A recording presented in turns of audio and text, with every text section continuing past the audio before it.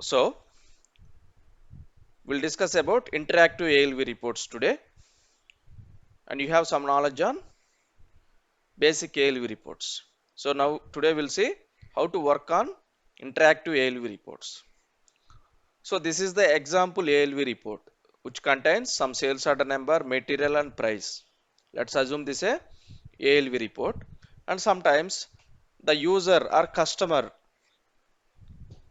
have a requirement to check the sales order number detailed data about the sales order number. What is the transaction code to check the sales order number? To display or change the sales order number? VA03. So VA03 is the transaction code, right? To display the sales order number detailed data. You can see detailed data about sales order number in that VA03 transaction code. And, and what is the transaction code for material?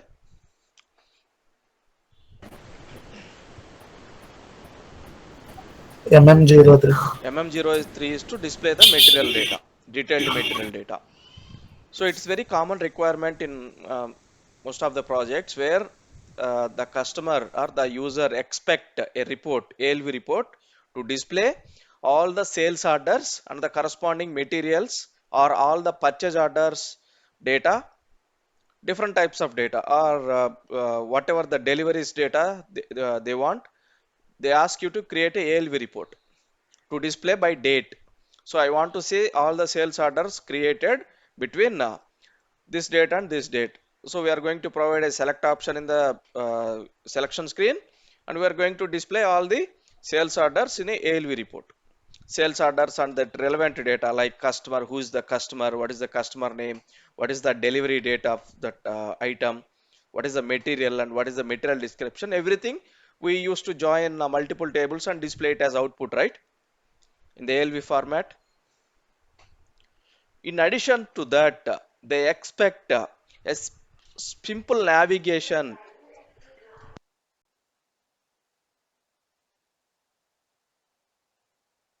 So they expect a simple navigation to navigate to the corresponding transaction code. For example, VA03 or MM03 to open more detailed data about those records.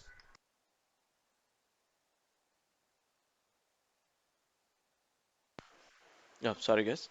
And if you see, this is a basic ALV report, right? So the user has a requirement to navigate to the corresponding transaction code whenever they click on that corresponding value. For example, if they click on the sales order number, they need to navigate to which transaction code?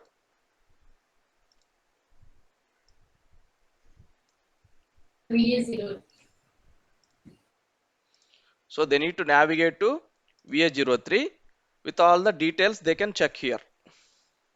Okay, they can check all the more details about the that sales order, particular sales order number, VA03 or VA02. For example, so we are displaying the report here, right? Sales order report here, right? They found that there is some error or there is some issue in that particular sales order record. That may be quantity, that may be price, or that may be delivery date, maybe material. They found there is some issue in the sales order number. For example, they found an incorrect material in the sales order number. Now what they need to do? They have to go to VA02 to change it, to correct the data. So again, they have to open the transaction code, right? Go to /o VA02 and they need to enter the sales order number, right? And they need to Yes, copy the sir. sales order number and they have to open VA02 and they need to enter the sales order number, and then they can change the data. But if we can provide an option for the user, when they clicked on the sales order number in the ALV report output, they should be automatically navigated to VA02 transaction code for the particular sales order number. Okay, it should automatically take you to the VA02 transaction code screen for this particular sales order number. Okay, even User doesn't need to enter anything. It will automatically open it. Okay.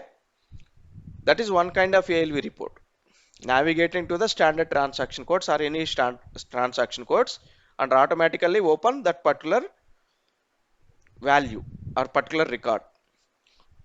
Sometimes whenever user clicked on material number, they may need to navigate to MM02 or MM03 transaction code, right?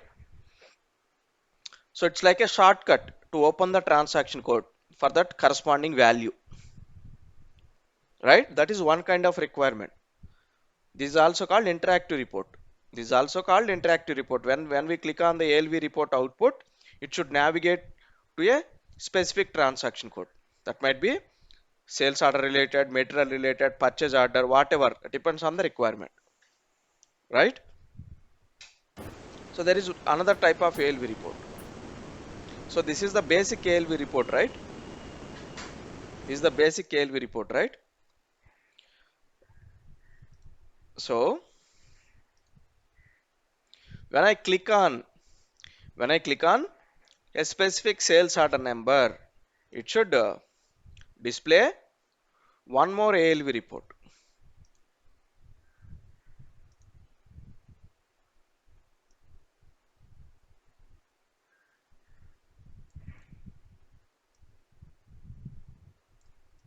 It should display one more ALV report that should contain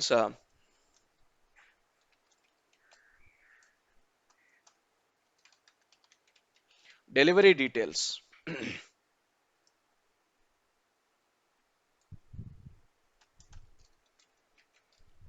Okay. So that should contain delivery details about the sales order number. It should be displayed in separate ALV report. This is second ALV report, right? So when I click on, for example, it will be like this.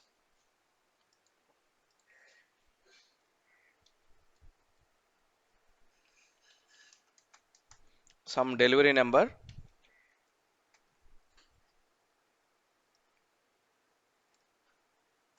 date,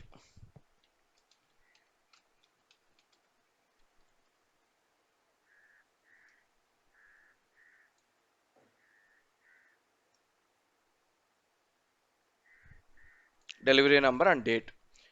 I am providing a hotspot for this field. Hotspot means a hyperlink kind of option.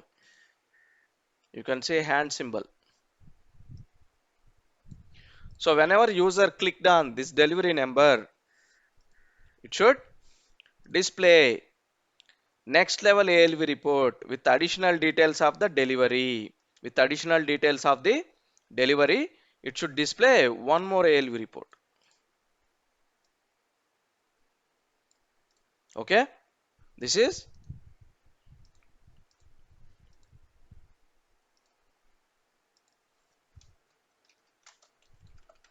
ALV report 3, right? Clear? So observe the difference. So we are discussing about interactive ALV reports. Interactive ALV reports we can achieve in different ways. One is when we click on the sales order number, it should navigate to the corresponding transaction code VA02 or VA03. What is the other requirement? When we click on the sales order number, it should display additional details, next level details of that sales order number in a separate ALV report. Okay. And when we click on the additional list, when we click on the delivery number, it should display additional details of the delivery in a separate report. So it will navigate to the different levels. Okay. It will navigate to the different levels. And when you click on some value in ALV report 3, it should take you to the next level ALV report with the additional details of that particular value. Right? Like that, you can build interactive ALV reports up to 20 levels. Okay, I think it's 20 or 21. I remember it's 20. You can build up to 20 levels of this interactive ALVs. Okay, clear? Just like, let's say there is a ALV report with country details here. Country is India. When you click on that India, it should display states, all the states in the ALV report too, as a ALV report, country and the corresponding states. When you click on the state in ALV report 2, it should navigate to districts ALV report in that state. When you click on the particular district value, it should take you to the one more ALV report that contains all the mandals in that district, right? And when you click on that particular region, it should display all the villages under that region. It's like navigating further with the additional details, right?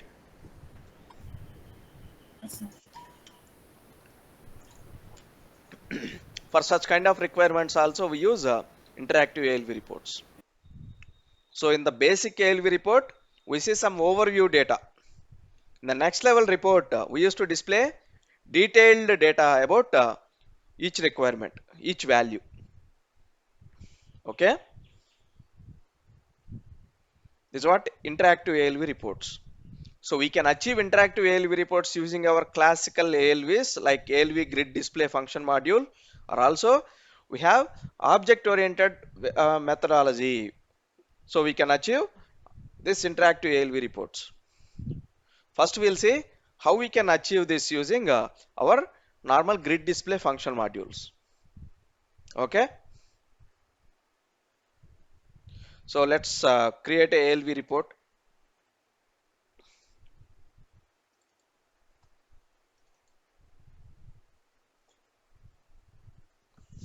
Hope you guys still remember the basic ALV reports.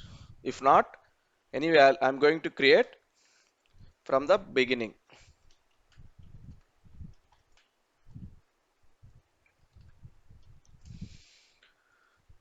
So tell me which data we'll build. Is it sales order data, purchase order data? What data we are going to? So shall we create ALV report on sales order data? Okay, sir. Okay, we'll create one sales order report.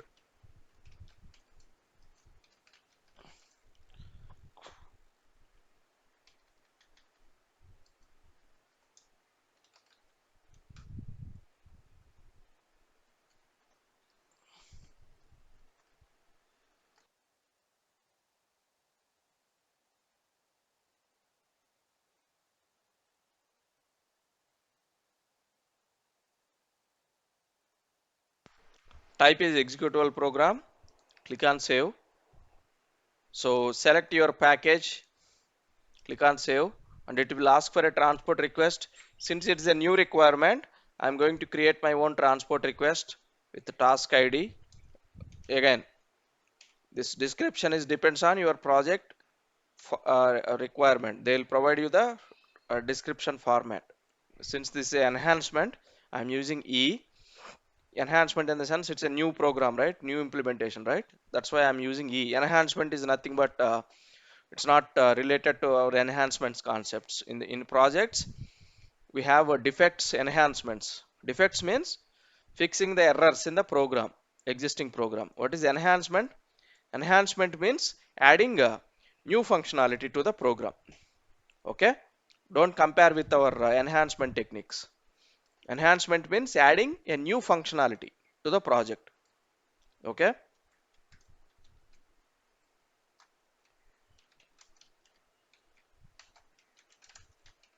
sales data report. Created my transport request. This is my program.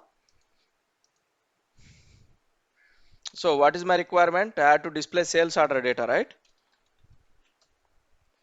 So we'll go to what are the tables? Header tables for sales order and item table for sales order data.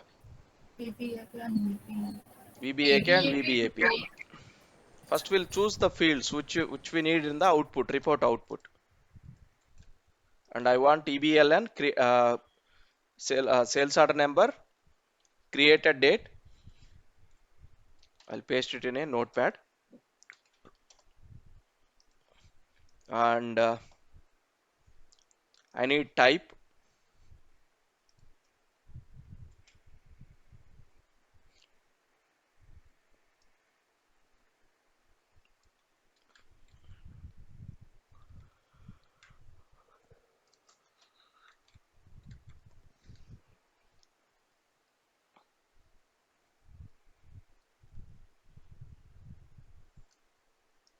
and I need customer. This is customer.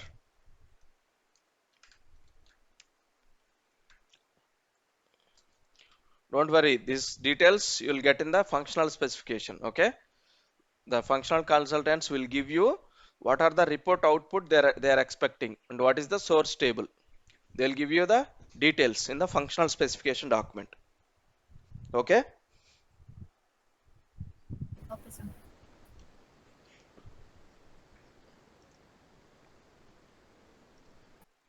so let's go to item data, VBAP.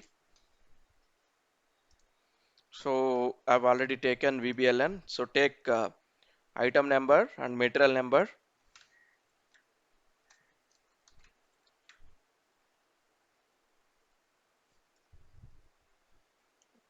What is this material group? Take material group also.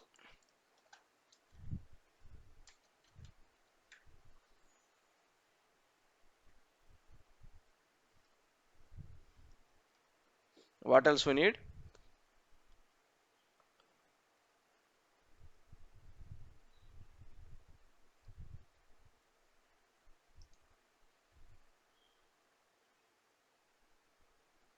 Quantity, right? KWMENG, sales order quantity.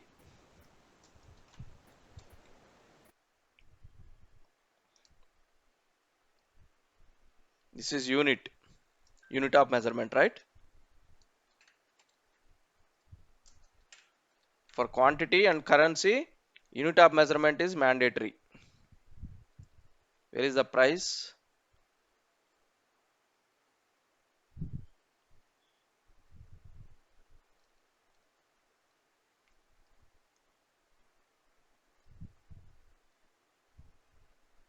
So we'll take this net price, NETPR. This is unit. Okay. Unit means is it dollar, Indian currency, or anything. Okay. What else we need to display? So we have delivery tables also, LIKP, LIPS, and we have different other tables. For now, we'll confine to this basic sales order data.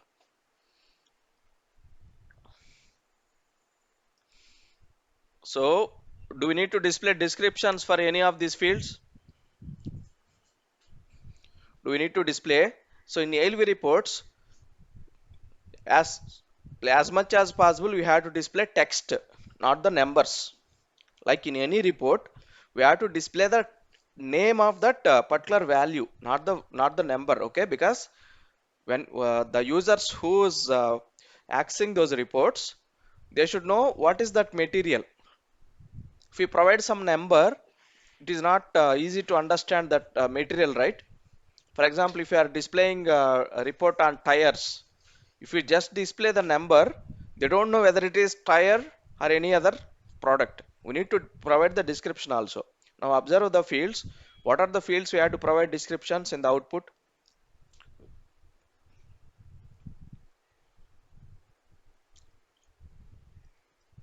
You'll remove this. For example, customer number. Do we need to display name of the customer or not?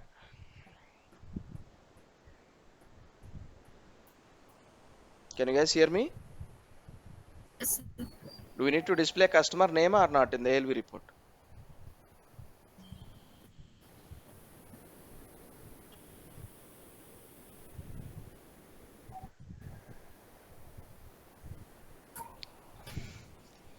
So what is the customer master table? KN1. KN1. So we need to display the name of the customer. Where can you find that? You can find that in KN1 table. Name 1 is the name of the customer.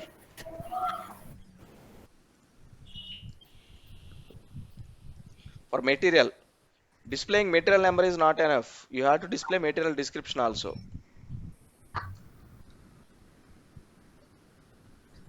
MAKT is the table. So this is the material text field. Or simply you can only display material text. Okay. MATKL. MATKL. This is material group, right? Yes, sir. Material group means they'll give some value like G, S, T something. But we don't know what is that exact name of that material group. For that, where you need to go?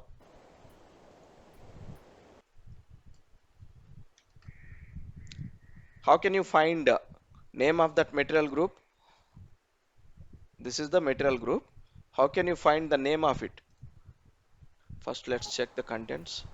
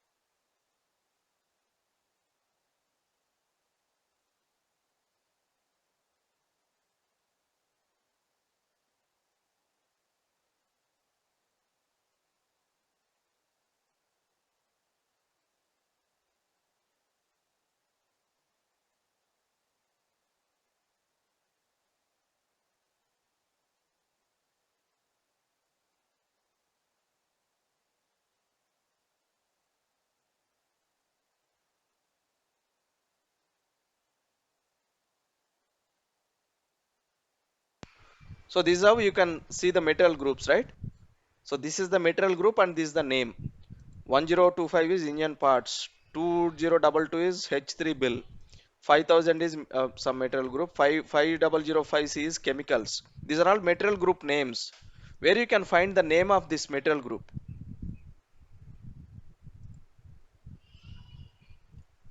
Tell me where you can find the name of this material group.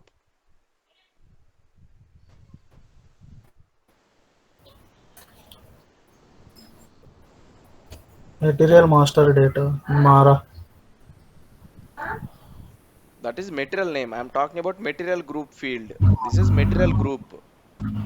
MATKL is the field that is material group field where you can find description of this material group. Descriptions. MAKTX.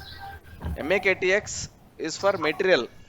That is Descript. material descriptions table. MAKT is the material descriptions table and you can find material name in MAKTX. But I am talking about material group, not material number. Material group field, MATKL. I am not talking about MATNR, Matner. So where you can find material group description, or how can you find material description? Sorry, how can you find description of any field?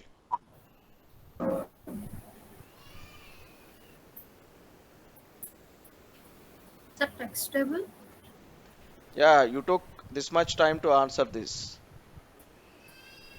We have to go by text tables to find the descriptions or names. We have to go by the text tables. We can find description of the field in the text tables. What is the text table for MAKTL?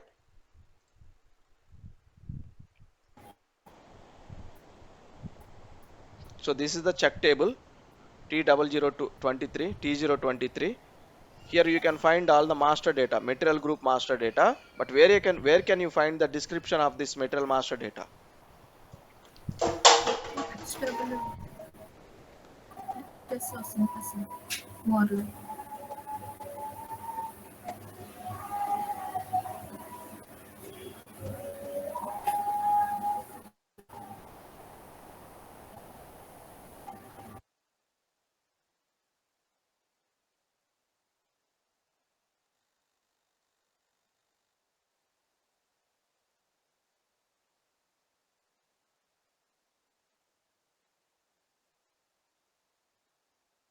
Go to text tables.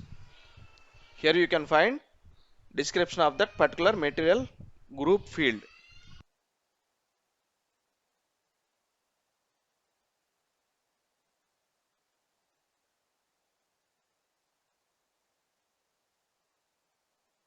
What is the primary key here?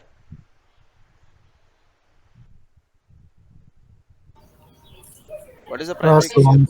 1. Material group is the primary key, Group and and you have language language also, sir. and the description, right?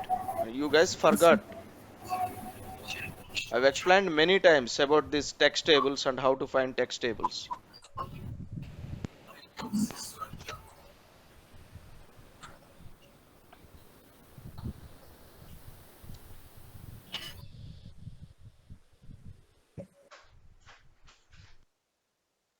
T0.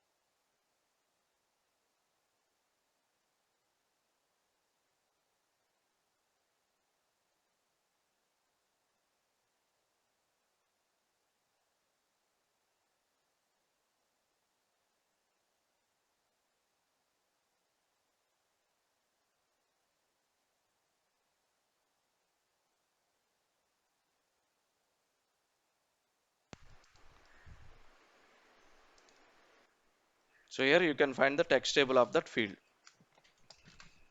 It is same for any field. To find the text tables, it is common for any field.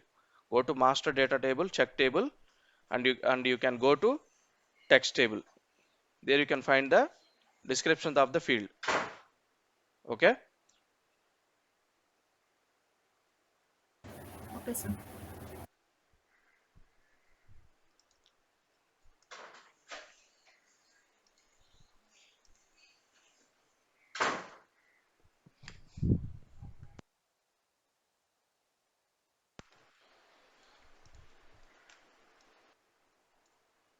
We need description of the material group also, right? Place it next to material group. What else we need? I think that's it. We need this output. So now let's take what is the input criteria. What is the selection screen criteria? We'll take sales order number and created date.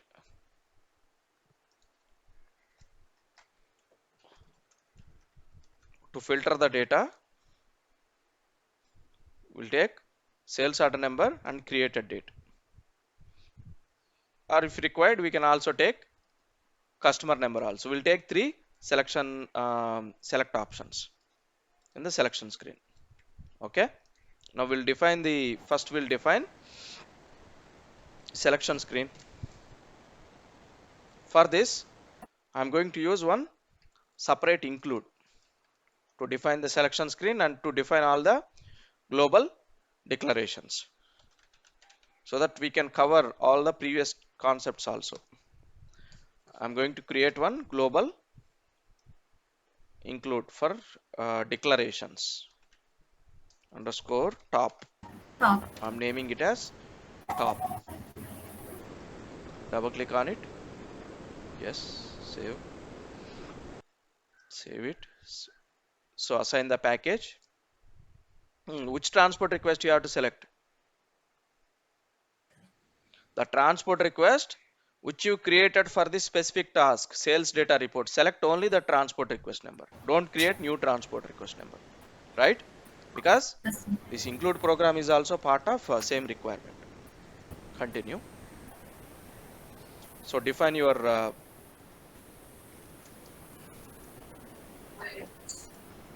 Since it is a global include global declaration, I'm using gv underscore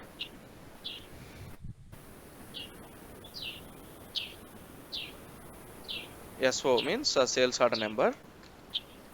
What is the type?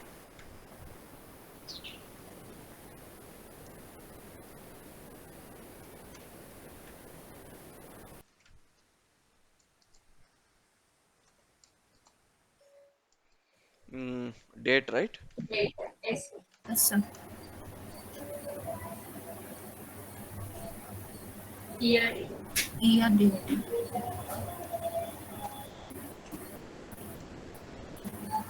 Punar.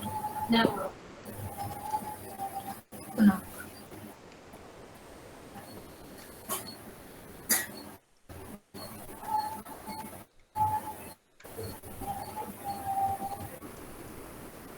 So now define the select options. Selection screen. Okay, we'll take selection screen. Block.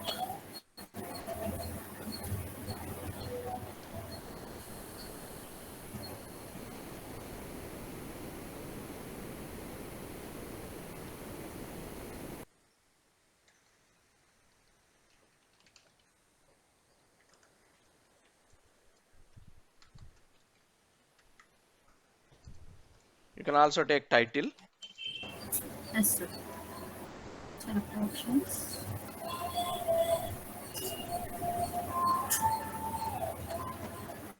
And block data.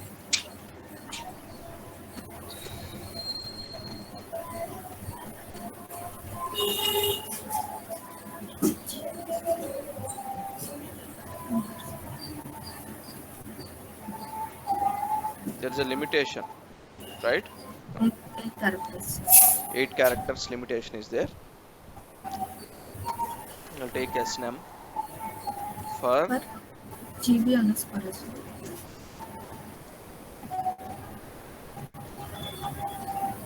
S1 underscore date. For GB underscore date. S1 underscore date. For GB underscore date. okay. So these are my select options. Save, activate, go back to the main program, activate. When you are writing a program, see, if you see some standard programs, right, you can see thousands of lines of code. Okay, don't panic, because any program will starts with 1 or 2 lines only. You have to build program step by step. Okay, first design the selection screen. Now we have added the input selection select options. Now check whether they are working properly or not. So we have selection screen here. What is missing here?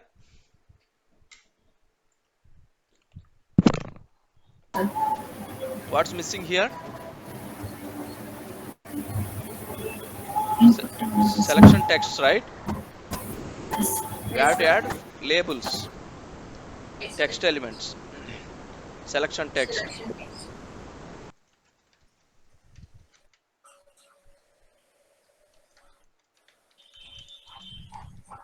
Create a date, customer,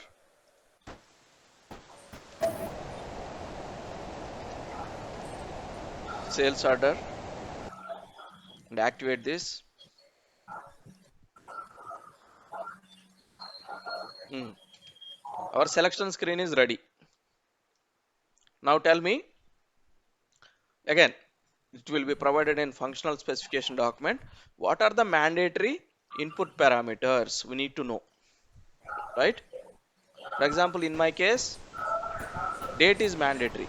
Otherwise, you are going to select, if you don't provide, if the user did not enter any input, you are going to select all the available data in sales order tables. That should not happen. Okay, we should always restrict the user to select whatever they required, what is the date range they want, or what is the customer they are looking for, or what are the specific sales orders they are looking for, we should restrict the data selection. Otherwise, there will be a performance issue. Okay. So I'm going to restrict the user by date. Date is mandatory. So where can you validate? In which event we are going to write validations? At selection screen. Yeah. At selection screen. If SO underscore S1 underscore date date is is initial initial, message.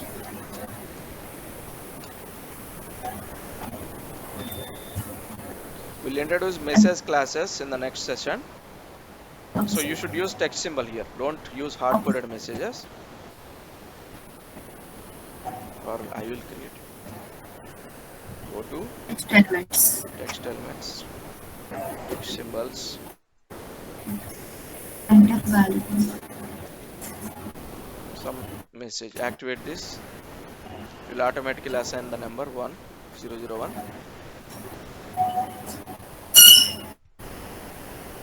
Type E. E. Okay. So I'm restricting it. Now just try executing. It is displaying the error. Now how many fields are highlighted here? 3 fields. 3 fields are highlighted, right? But what Yes, is the sir. mandatory input that is required? Date cuts Only are that, initialization. yeah, only that should be highlighted. Remaining should not be highlighted, right? For that, at selection screen on which one? SO underscore date.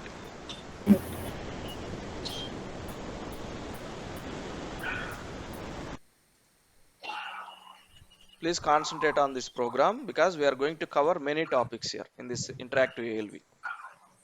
Now execute. Now which field is highlighted? Date. Whatever the field that is required, right? Yes, sir. Whatever the field, the error raised. In this field only, right? We are raising the errors and we are highlighting only that particular field. So that user can easily identify where the issue is. Okay. Now my selection screen design is completed and my validation is also completed. What is the next step? Input The user is expecting some default date in the selection screen. Whenever they execute the report, they wanted to see some default date values in the report. Here, default date values. How can you provide that? In which event you can pass the default values for select options? Initialization. Event. How can you pass default values to a select option? SO underscore S1 date. underscore date What are the hyphen fields? low. Low. For example, I want to display last 15 days dates. The sales order records created in last 15 days or 30 days. SY hyphen Datum datum minus minus 50. 30. The high value current date Yes, sir. or current date minus 1 depends on your requirement. And are we looking for a range Sign. of values or sign? What is sign? Include or exclude? Include, sir. Is equal to within quotes capital letter. Right. Are we looking for exact values or range of values? Between. Range, right? So between. Then Sir, sign option.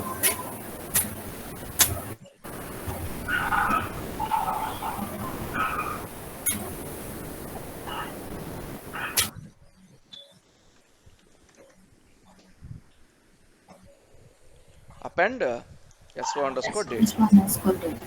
That's it. If you want to add multiple ranges, what you need to do? Multiple range of values, what you need to do? You need to add one more condition like this.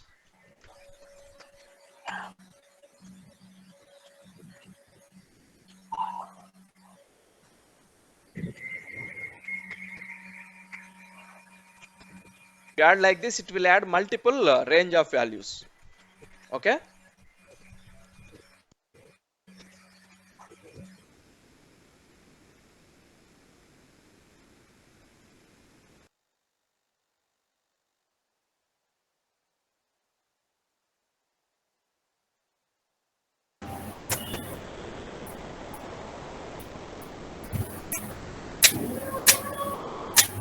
Now Output, sir. in startup selection, we need to write our select statement, right? Sir. So, but in general, now tell me, now you guys tell me how can I implement this data selection?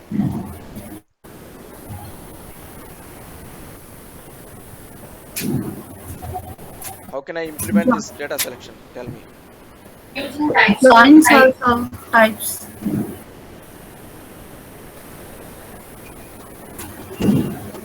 Okay.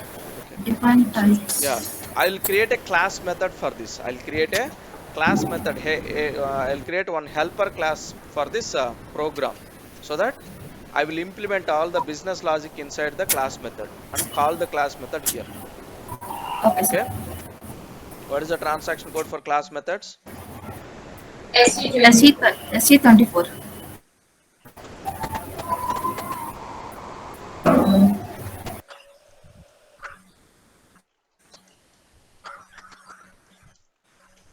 I'm creating some class. Create it. It's a class. Oh shit.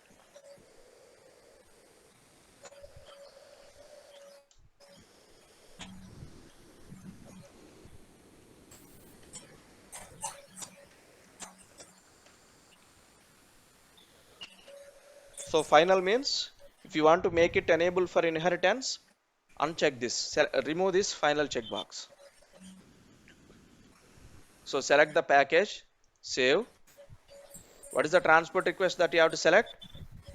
The transport request which you have already created for the program. Same transport request. Same principle.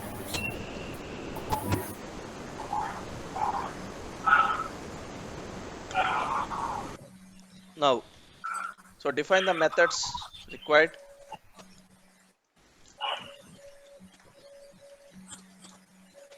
Now, what are the importing parameters for this?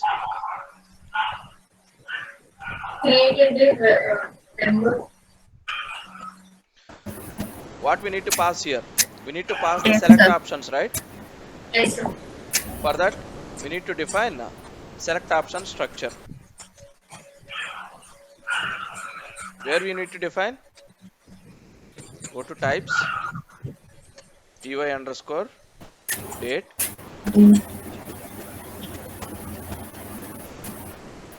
Okay. Go to here. Yes, sir.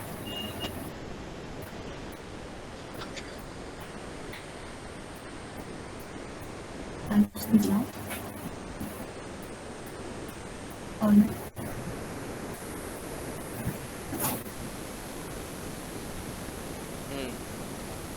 Low Low.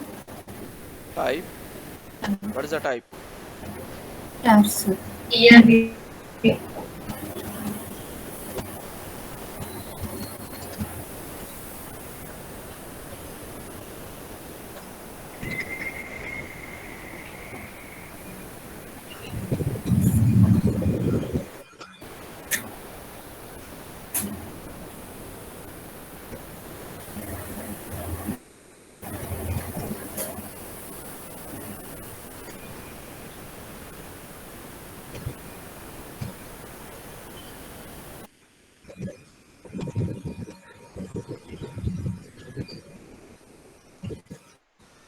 Select ERDAT.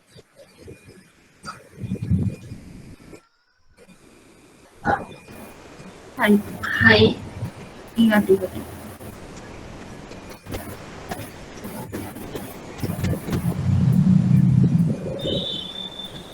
Sign. Right. And sign. Tab. Type. See. Length. or you can also use char1 is the standard data element. Otherwise, you This can one. use predefined types like this. C. Even if you don't give C by default, it is character only. Okay. Okay.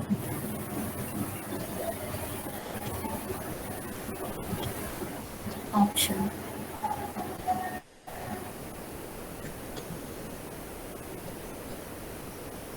Option. What is the length? 2, right?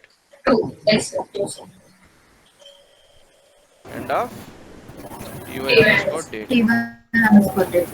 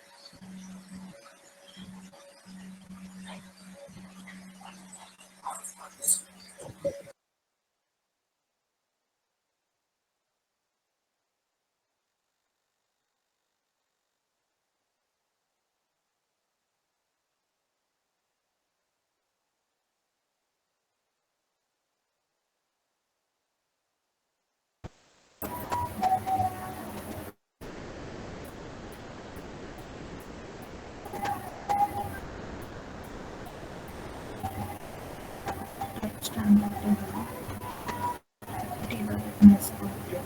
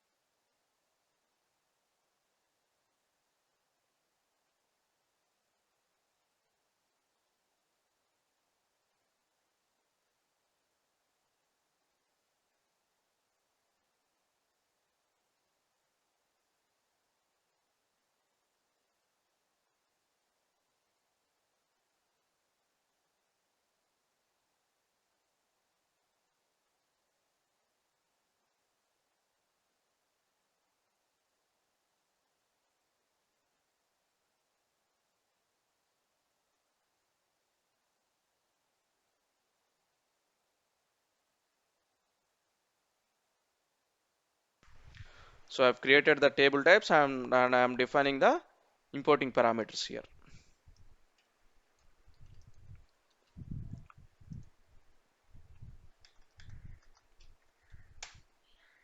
Okay. So IT means it's an internal table like structure, and S means I'm saying that it's a select option.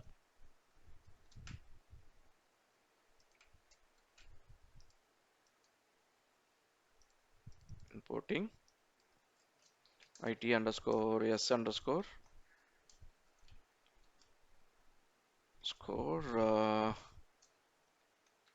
Kunar. We have to take Kunal, right? I've defined my select options or as importing parameters. Now go to the method and write the business logic.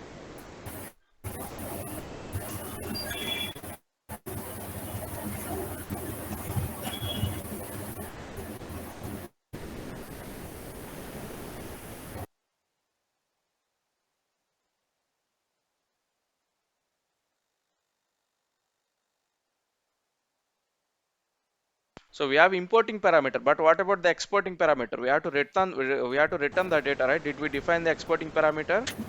No, sir. No, No, sir. right? Now let's define the exporting parameter.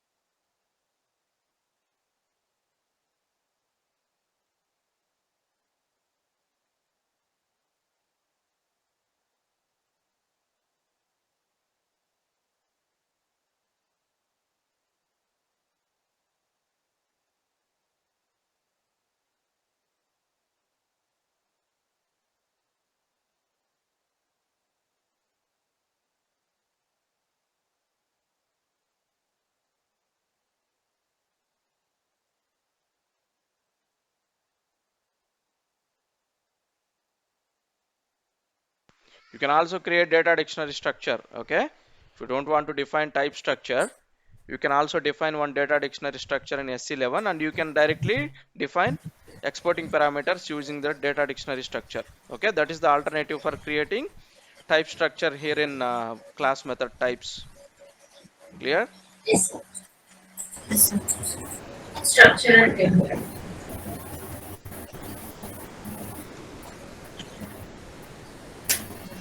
Sir, ty underscore ignore.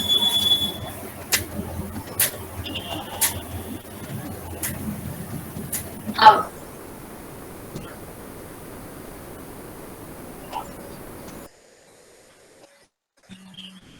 So are we going to return internal table like data or work area like single record? The final output might contain single record or multiple records. Single. Are we going to record? We have. Are we going to return only single record? No, sir. Multiple records. We're going to return multiple records just because we are using select options. For Yes, a sir. single date range, there might be thousands of records, right? For that reason, define one table type in the class.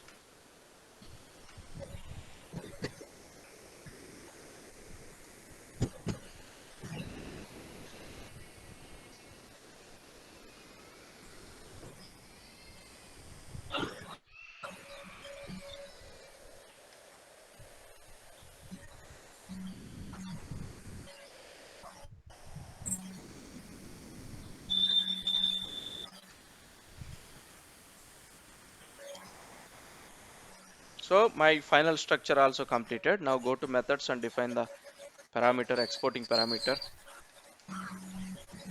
x underscore or et. I'll take ET because we are going to return multiple records, right? Final or output, whatever you say. Exporting. Exporting. Export.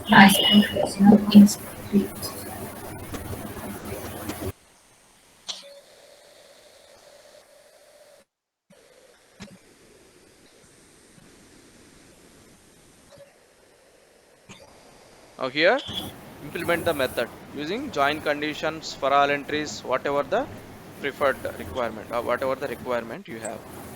Now I am considering the joins. Okay. Okay. Select VBAK. These are the fields, right? Yes, sir. Just copy and paste so that it will be easy for me.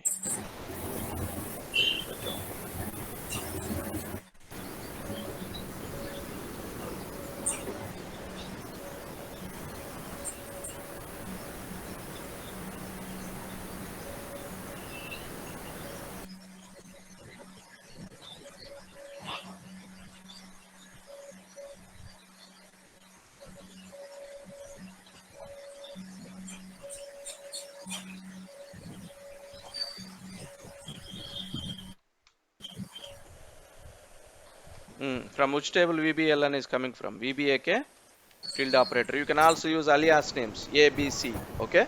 Yes, I've sir. already shown you how to use alias names. ER date is also from VBAK. Kunar is from VBAK. From where this KNA1 is coming from? Name Sorry, one. name one. Name one is KNA1 was not from was not from VBAK. VBAP, sorry, VBAP. And material number is also from VBAP. VBAP. This is from MAKT. Material Yes, sir. text, right? Yes, sir. Material group. From where this material group is coming from? We have selected it from VBAP. Okay, right? Yes, sir. But from where the description is coming from? You know how to find the text table? T023T. I think that is the text table for material group. T023T. And quantity, it is coming from VBAP. So rest of the fields are coming from VBAP only. Yes, sir.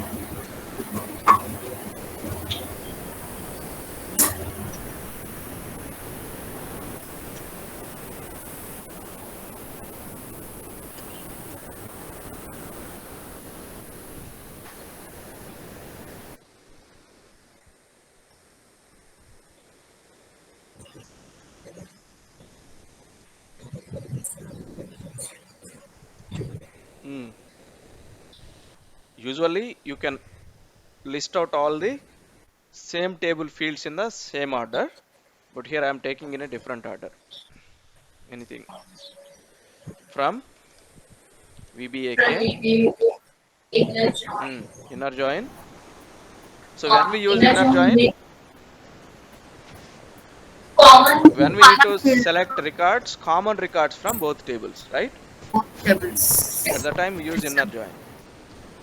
Inner join. On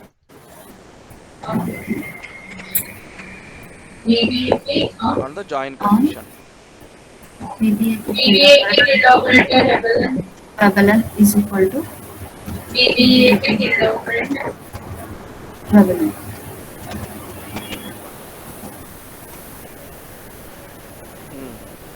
Inner join. What is the next data? We have selected data from VBAK and VBAP. What is the next data? Yes, We need to select the customer name, right? Yes, sir. Inner join. Where one on. And what is the join condition? VBAK Punar is equal to KNA1 Field of data pillar. Hmm. Inner join. What is the next data we need to select? We have selected customer, employer, Postner, material number, right? Yes, sir. We need to select the material text. Okay. MAT.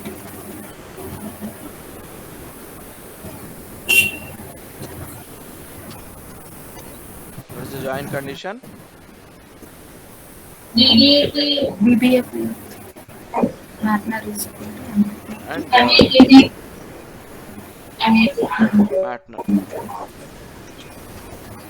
Then what's the next data we need to select? Material group, right? MATKL is material group, right? Yes, sir. So material group, the data is in VBAP table and description is in T023 table, right? Let's assume I have a requirement that let's say material group 100 is in VBAP table and there is no description maintained in T023 table. Now what will happen?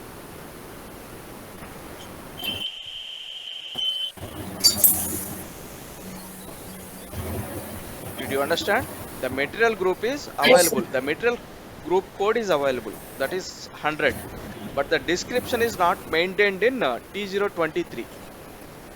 And what will happen is our select statement is going to select the record. At that scenario, No, sir. the entire join condition will fail. It is not going to select that particular sales order record. It's going to ignore that particular sales order record. Because when we are using join conditions, when we are using inner join, all the inner join conditions should be true. All Yes, the sir. inner join conditions should be successful. Then only it's going to select that particular sales order record and the corresponding descriptions, right?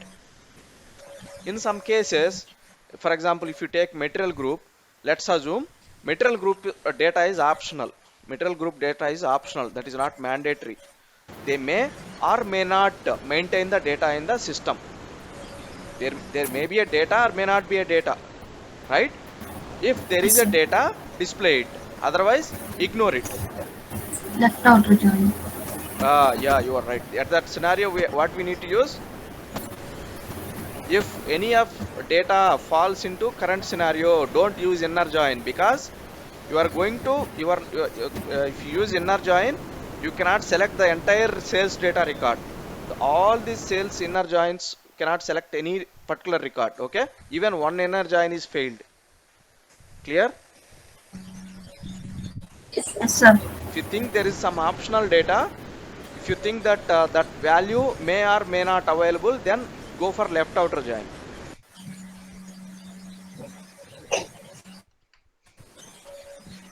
Uh, Left outer join T023T, right? 23. Is it the table? I'm not sure. Let me check.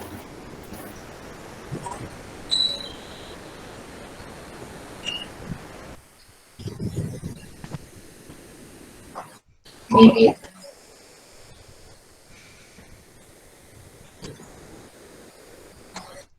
T023. Usually text tables will be like this only. T023T. Go to text table. Yeah, T023T. Left Thanks, outer sir. join T023T on VBAP MATKL equal to T023T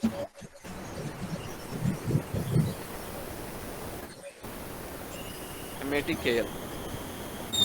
Sir, BBAP తర్వాత MAK రాశారు. What?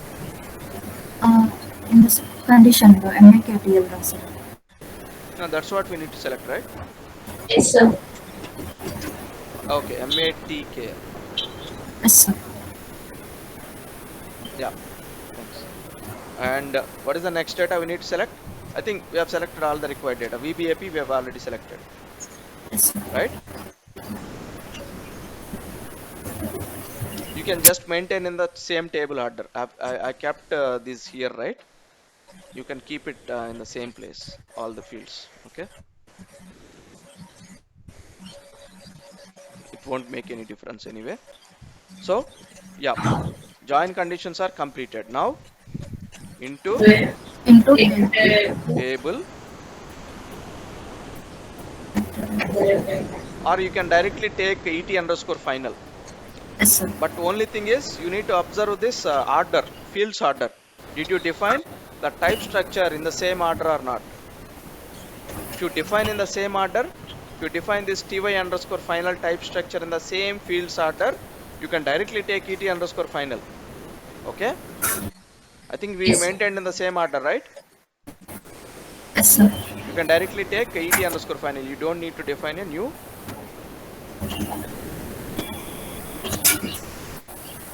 At the rate of 18 is per final.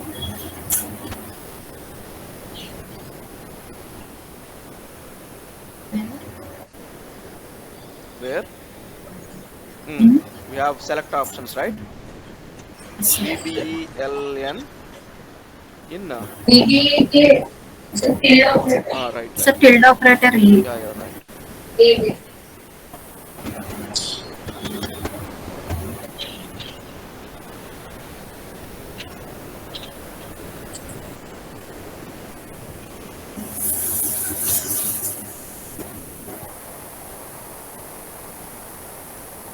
And VBAK.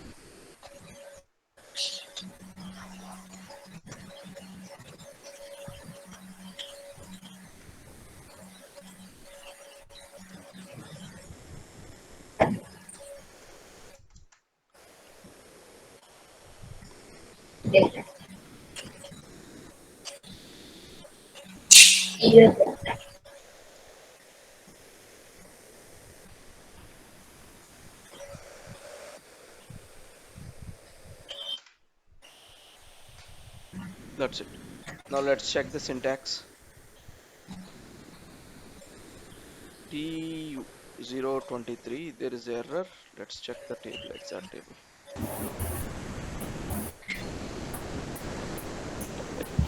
Are you mentioning TO? O రాసినట్టున్నారు sir. Yeah, okay. Let me change it. Yes, sir. 0 1 రాశారు. Check.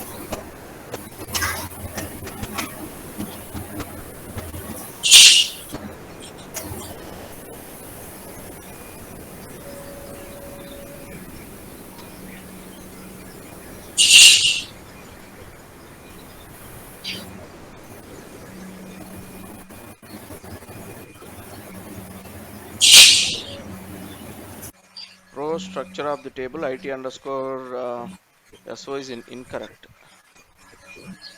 Did we skip the order or what? Go to method.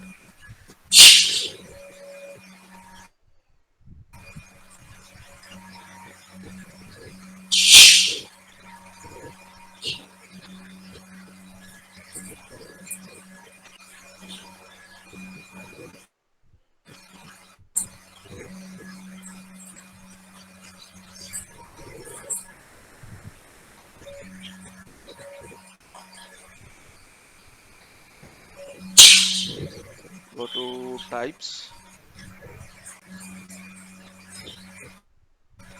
I think we may flip that option and sign order. Yes, normally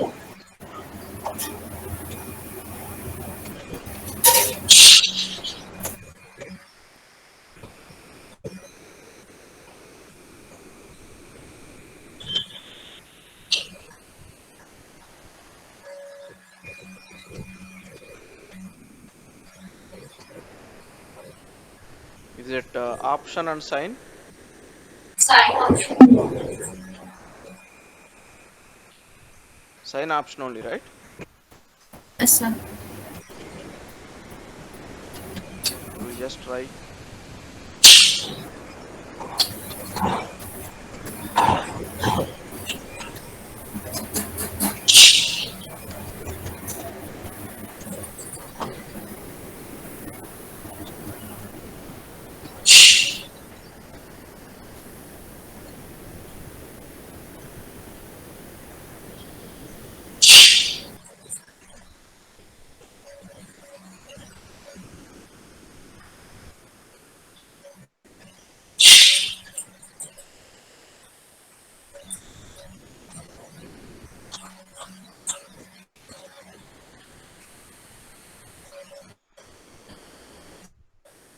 think there is a structure. We'll refer from that.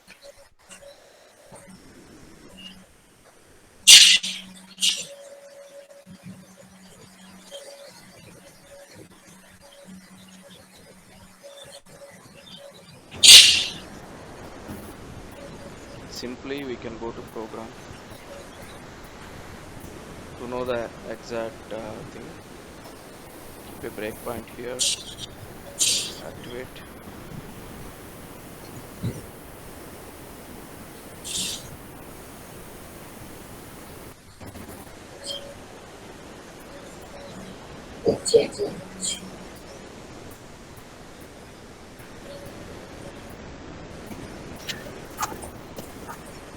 HIGL. HIGH.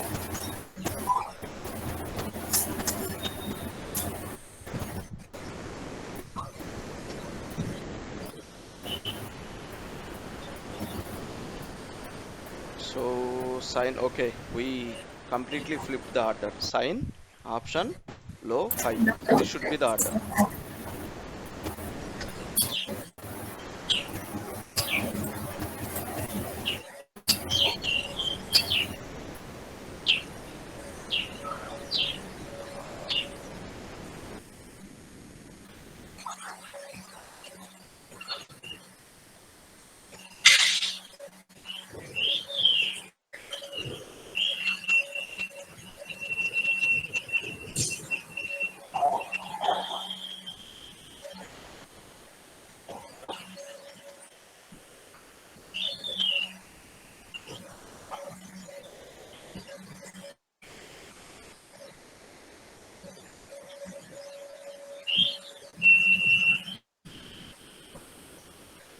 Basic initialization also we can maintain this only low or high cycles.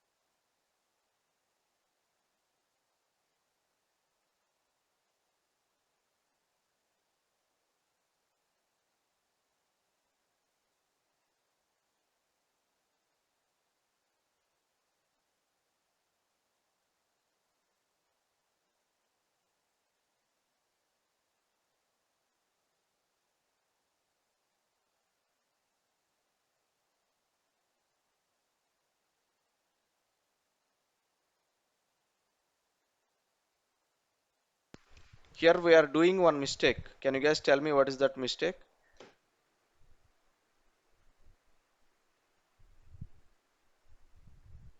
In the select statement. Yeah, Spras solution yeah, we models. have to pass the spras because we are selecting text tables, right? And Yes, in sir. where condition and MAKT Spras plus one hyphen language. and we have one more text table, right? T023T. For that also we have to pass the same. Yes, sir.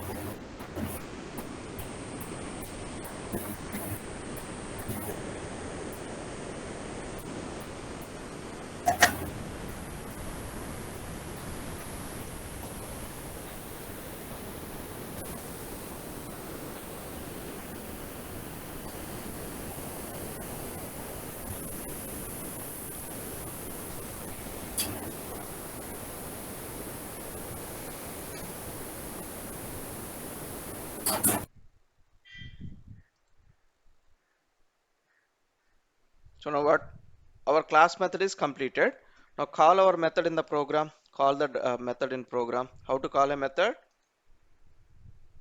First define the object. Uh, LO underscore OBEJ.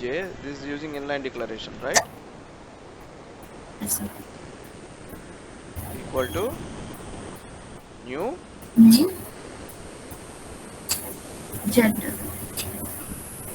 Remove underscore. If there is a constructor with importing parameter, provide the importing parameters for that constructor methods here, right? Now call the class method. Go to Class pattern. pattern Pattern. ABAP object pattern L1 underscore object. class name and Zero. select the method. Okay. Now pass your select options as input.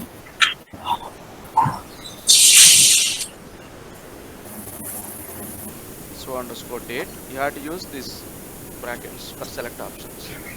Don't forget. Yes, sir.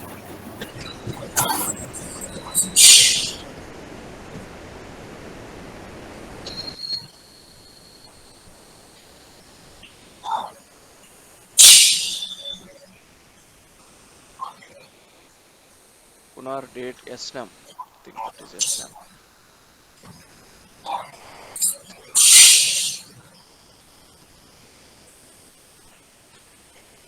And this I'll define one internal table with inline declaration.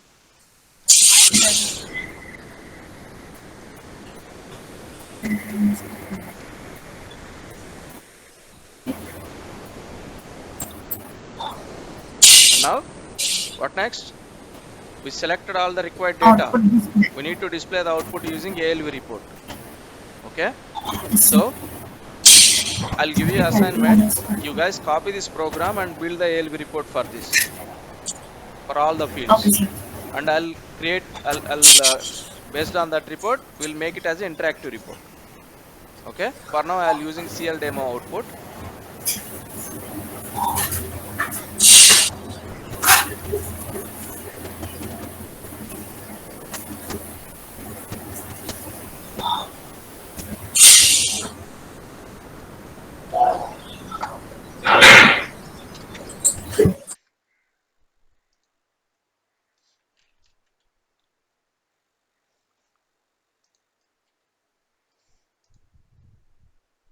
So this is the data available for that specific date range. So I want you to create ALV report for this. Okay. Then based on that ALV report, we'll make interactive report. Okay. Whenever you click on the sales order number, right, it should navigate to some other transaction code VA02 or VA03. Whenever you click on this customer number, it should take you to the customer master data. When you click on the material number, it should take you to the material master data table. Or when you click on the sales order data, it should display next level ALV report. a separate ALV report, like that. Okay, we implement that requirements in the next session, but before that, please build a ALV report for this. I'll use the Okay, sir. same program to create a interactive ALV report. Clear? Okay, sir. Yeah, we'll continue interactive ALV part in the next session. It is very easy. Okay, nothing new there.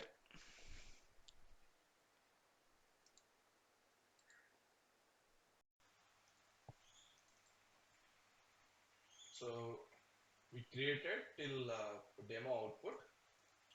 Now for this program, we'll build ALV report output, and we'll make that report output as interactive. First, what we need Yes. to do, we need to build the field catalog. Type is For that, what is the variable name? We need to add a type to Swiss.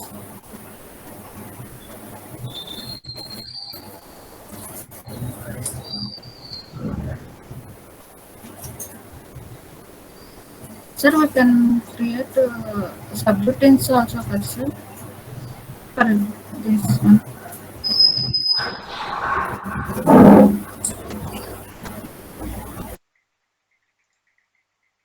and define the field catalog structure.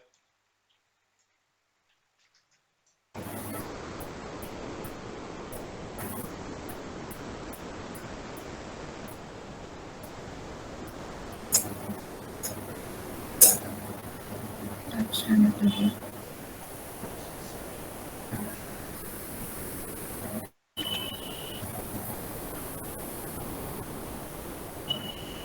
Yeah.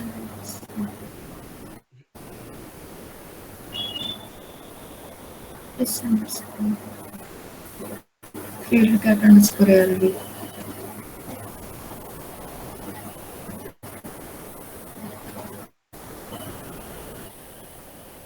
If you are using this is a table type, right? This is a table type, and this is a type structure. If you are using this one type structure, we need to use the type standard table of to define an internal table. But if we are referring this table type, we don't need to use type standard table of, right? We can directly define this one here and define it like this. Clear? Okay, sir. Just take the table type and see.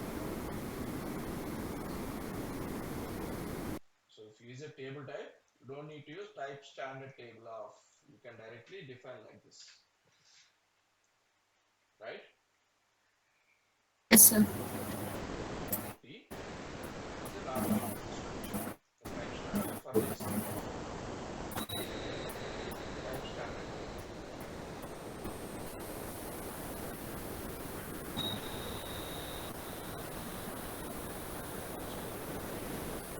Field cat. Type. Work area or internal table? Work area, sir. Please observe. Is it work area or internal table? Table. Yes, sir. What is this work area underscore? Internal table, sir. Because table type.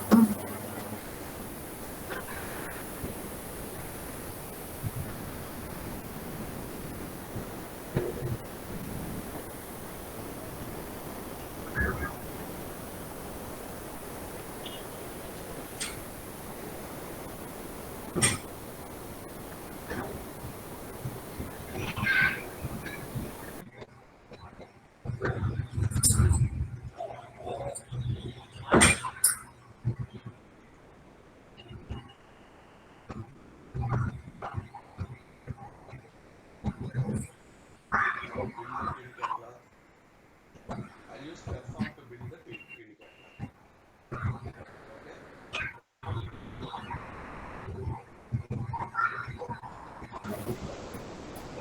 Sir, 13 fields are there, sir. We selected.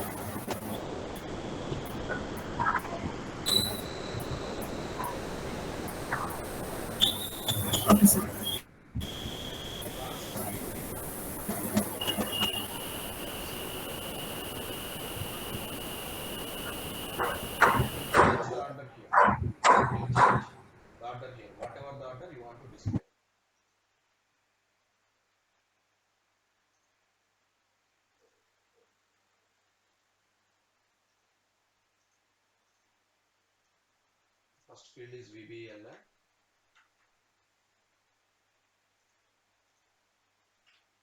This is pass by value. Next one is position. Next one is short description. Select text. Next one is medium.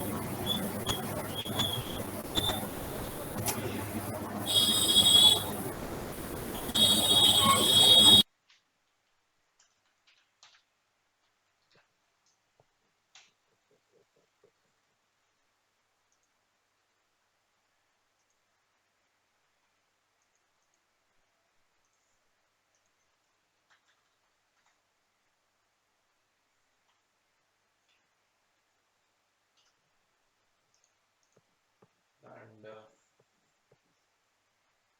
so I'll take short description and medium description. I don't need a long description. What is the next one? Hotspot. Hot. That's it.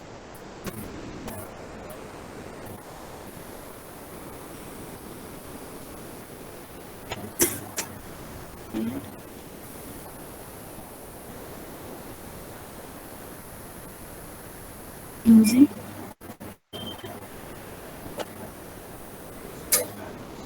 values. SAP. Do you have any other requirement?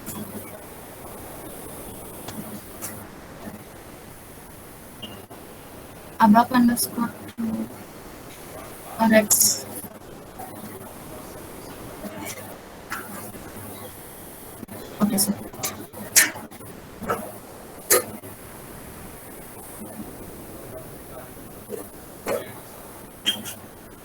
SAP. Common and commerce. Everything is okay, sir. But we want to create in the same field. Select this, it will automatically create position. We want to create in the same field. Okay. Okay, sir. Next one is pass by value. First let's we should have time. First field speed.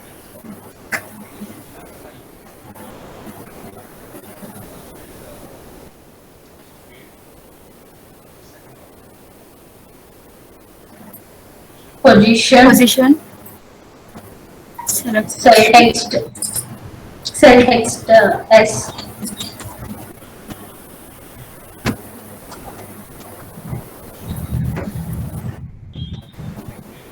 Medium. medium text and hot. W underscore filter hyphen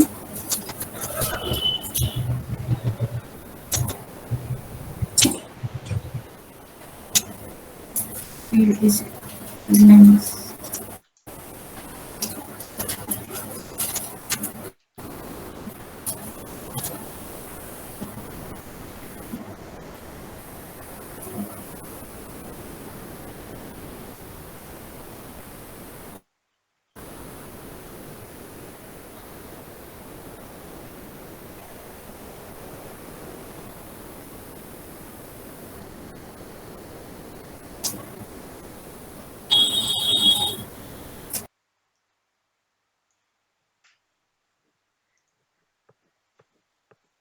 So I don't remember the exact field names. Let's go to type group. Go to type group. What is the type group? Slice. This What is the type group? Type group contains reusable type strings.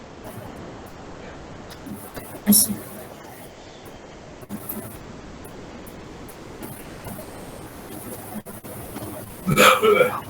use emphasize pages. Your field. Emphasize.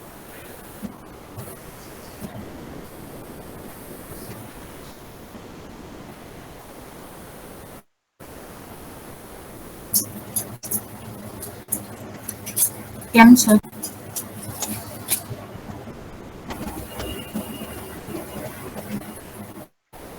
Sorry, just underscore M. Position.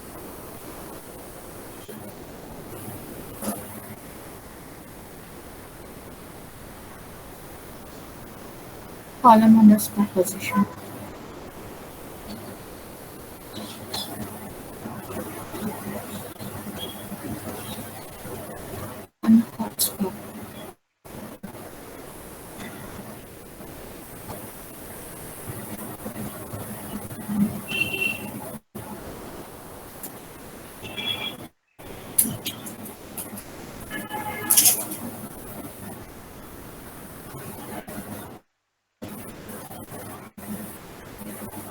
W underscore predicate to IT and GT.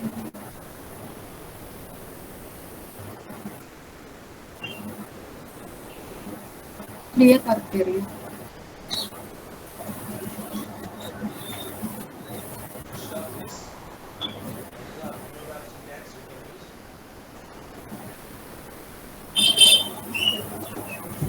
Value statement. The Yes. internal table. It should be the value statement. So its value underscore statement instead of using this append. Okay. Yes, sir. Yes, sir. So in field get hotspot, you didn't change that P underscore. Context and text, sir. Last one, sir.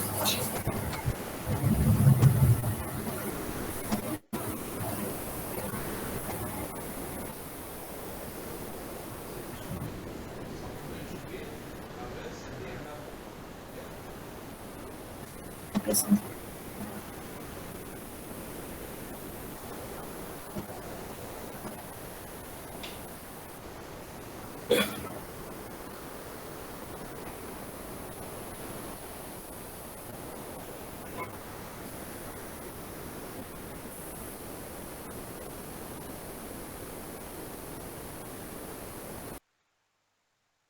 And even instead of subroutine, right? You can directly use a value statement here instead of using this append and all. Or you can use a single value statement to handle everything. Okay, you don't even need a subroutine. Okay, Okay, sir.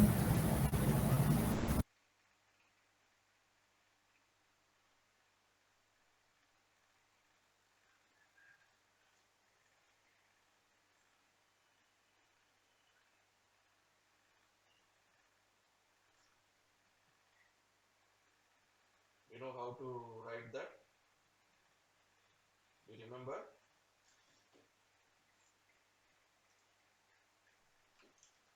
This is using new ABAP syntax. GT underscore GT underscore field card brackets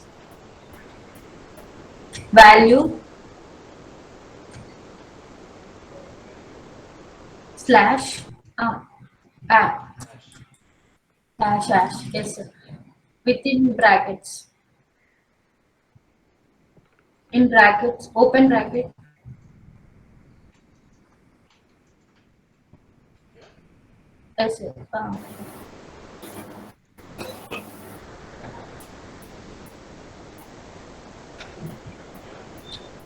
Sir, after internal table, no need to mention any brackets, sir. if you are defining it after it, which internal table? Yeah, at 37 line only, sir. No, because you are already created the example. Okay, yes sir. Let's see, it is not working. What is the case?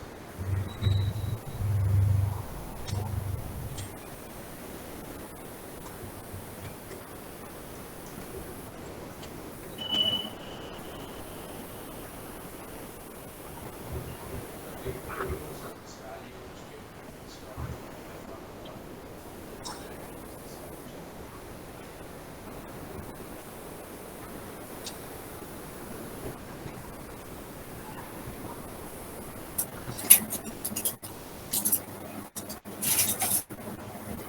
So you can use this value statement.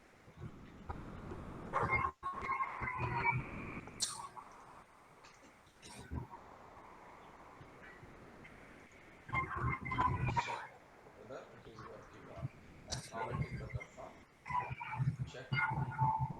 So it is working, right? Similarly, see, if you are defining a new internal table, you need to use data from internal table. Since we are not using, so since we have already declared the internal table, it is not necessary. Okay, we have already declared this field catalog internal table. Now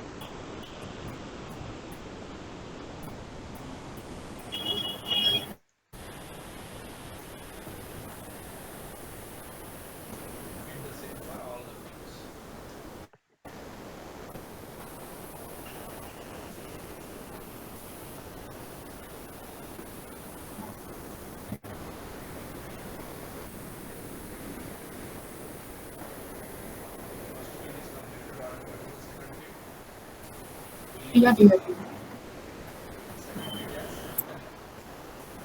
Second it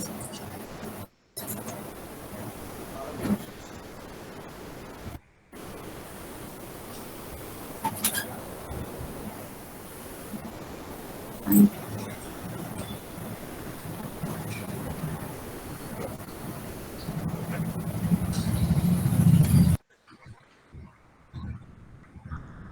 We don't need hotspot for this. So I'm not populating hotspot for this.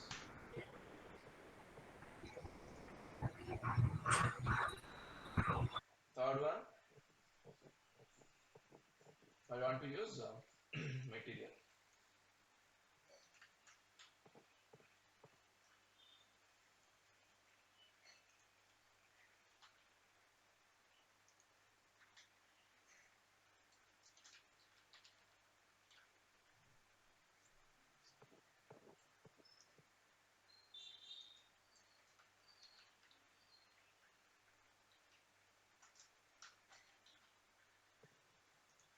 I want hotspot for material number. So let's keep hotspot.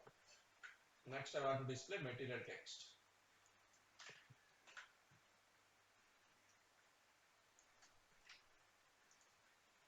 Four.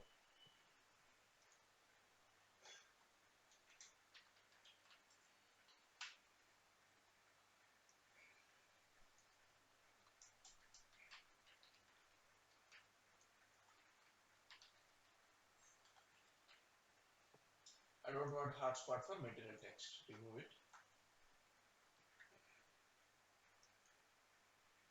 Next is material group.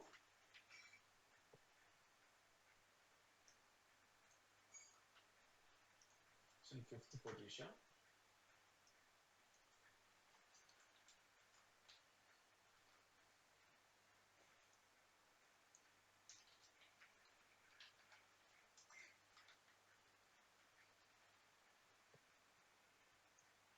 And I don't need hotspot for material group. This is material description, right? Sixth position.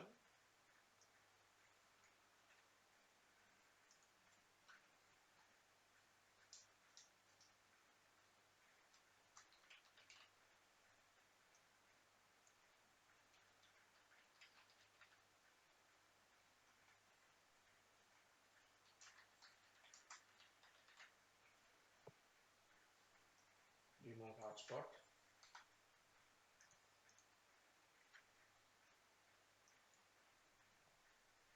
Need customer owner.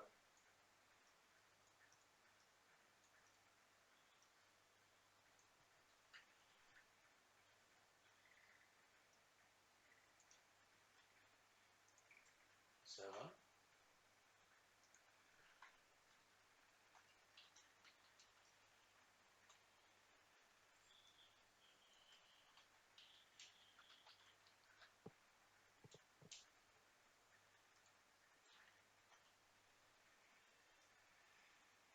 Remove this. Name.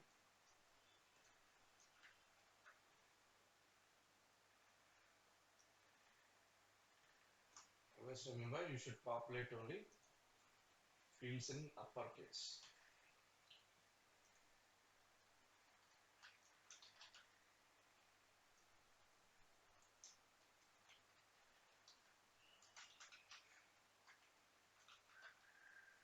I don't want hotspot. For the other, quantity.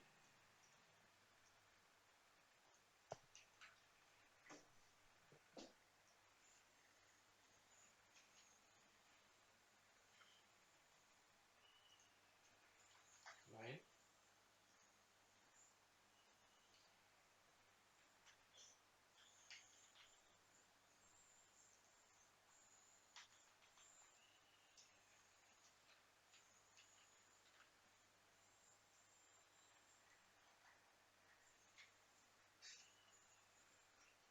I don't want these units. I'm selecting it. but I don't want to display. I don't want to display in the output. That's why I'm not going to build field catalog for those fields. Clear?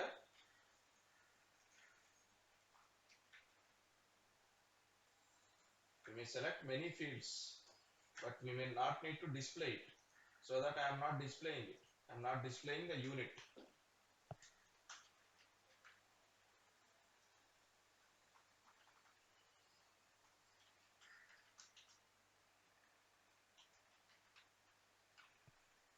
Remove the hotspot. So I'm not using two fields. Is everything correct? So I have hotspots for only sales order number and material number.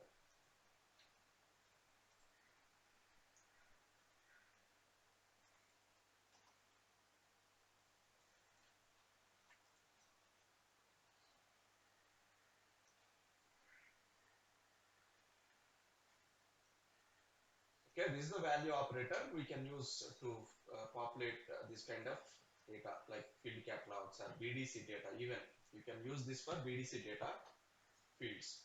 Okay. Okay, sir. Or to populate any internal table with your own data. Now our field catalog is completed. What is next? Call the function Reuse underscore grips field exporting field grips. program contains program contains system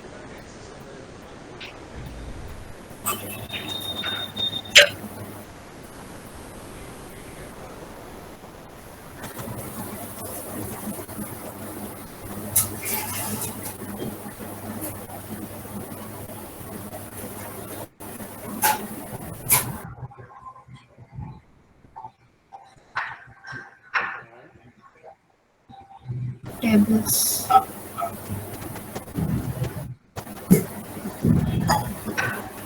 LT underscore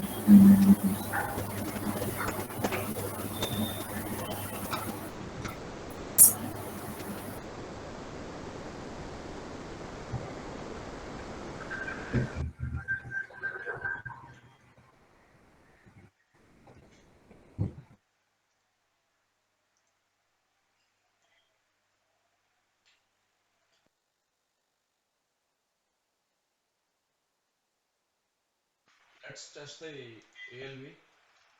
I'm not deleting all because we may need to use few options.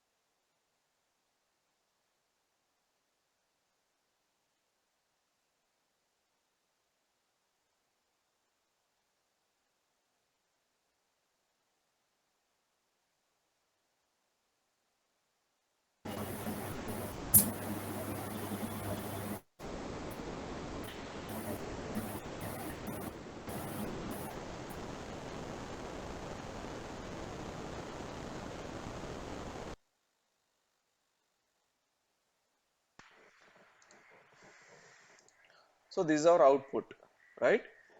But we don't have a material group for every record, right?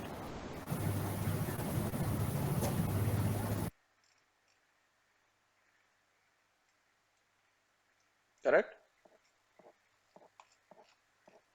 Yes, sir.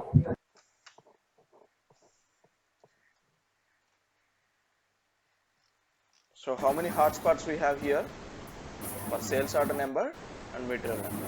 material number. This is the quantity and net price. So what is our requirement? When I click on sales order number, it should directly take me to the VA02 transaction, 0. not to this screen, not to this screen.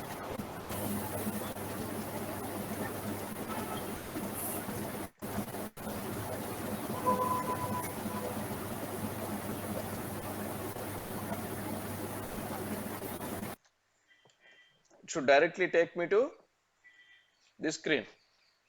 I don't need to enter, so that I don't need to enter the value and click on continue. So when I click on this, when I click on the sales order number, I should directly open the screen and able to change the data and save it. So that it is quick, right? Instead of open Yes, sir. VA02 and do the things, it should directly open this screen. Okay. Okay, sir. When I click on this one, material number,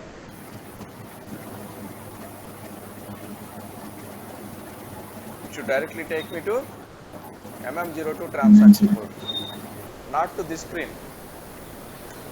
This screen should be suppressed, and this that should go to next level screen.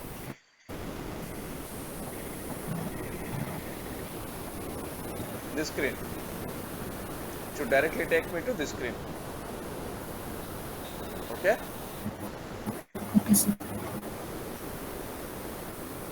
Let's try. So how to achieve that requirement? Go back. For this we have different methods, but easy option is, the easy available option we have is using user command. Using user command. User command is nothing but it's a subroutine. We need to make use of that subroutine to populate this data. Okay. So here you can find a importing parameter for that to pass the subroutine as a user command. This one, I underscore callback user command. Enable that. I will remove this. I don't need the rest of the fields.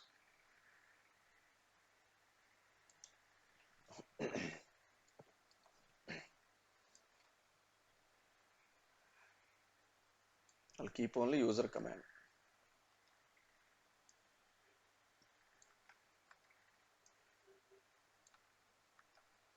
Okay.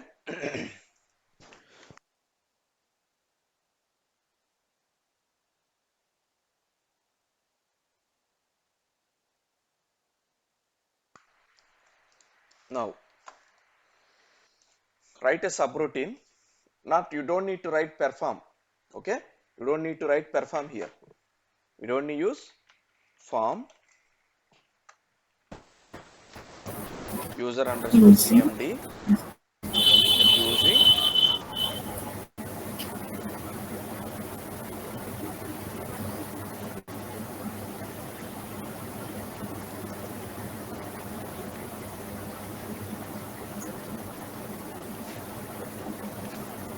so what is this sy underscore? I am defining one importing parameter using SciUcom. Just like this. Here I have defined, right? But these are passed by value. But these are passed by reference. Right? Yes, This sir. subroutine is example for pass by value. This subroutine is example for pass by reference. Here we are defining the types for each value. LV underscore UCOM, type SYUCOM. What is SYUCOM? SYUCOM is a system variable which contains the user action. For example, they click on some button. Behind that button there will be a code, right? We observed this in BDC equal to BU, like that. So we are going to handle that code using SYUCOM. This will capture that code. Okay. Whenever you click on save, the SciUcom value will be equal to BU. Right. Similarly, for different functionalities, we will have a different function code. We are going to handle that function code using UCOM, because in subroutine, how can you know that user clicked on the ALV output or not? So by using this UCOM, you can find it. Where user clicked on. What is the user action you can identify here using SY UCOM. Next, here we need a special structure. So for example, user clicked on the sales order number. How do you know that what is the sales order number user selected? Index. For that, we need a special structure to capture that value or the complete record. That is ls underscore selection structure type. This you can find this in sliss underscore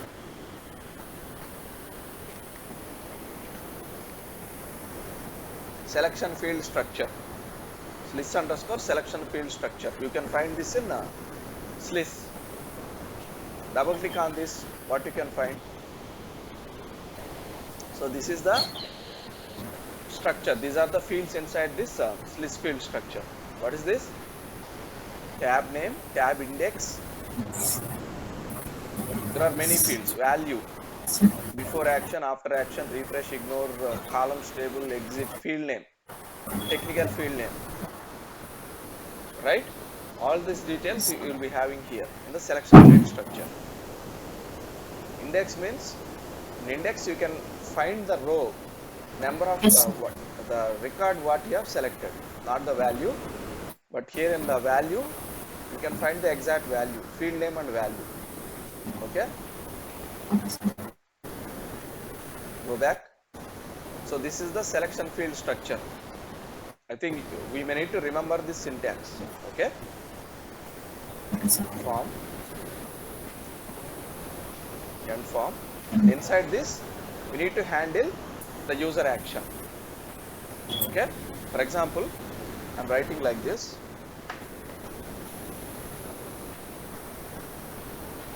I will use case statement. Case LV underscore UCOM. I am using this variable. So this value, this contains the user action. Okay?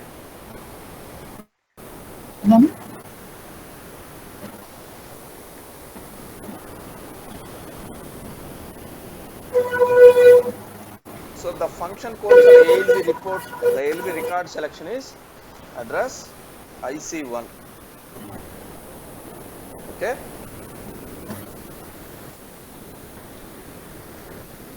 This is for save.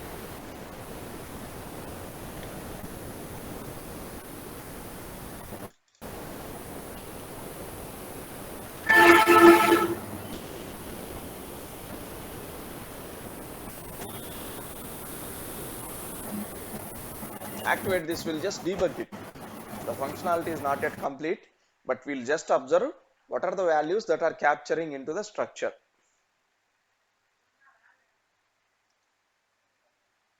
I'm keeping a breakpoint here and execute the report.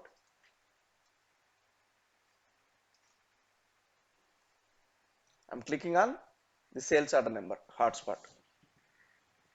What? Oh, sorry.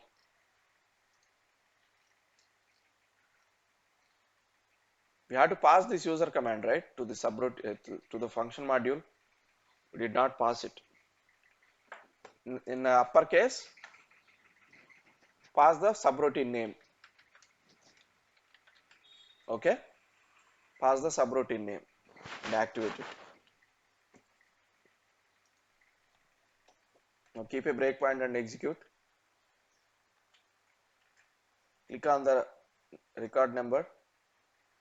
So now it is triggered the user command subroutine.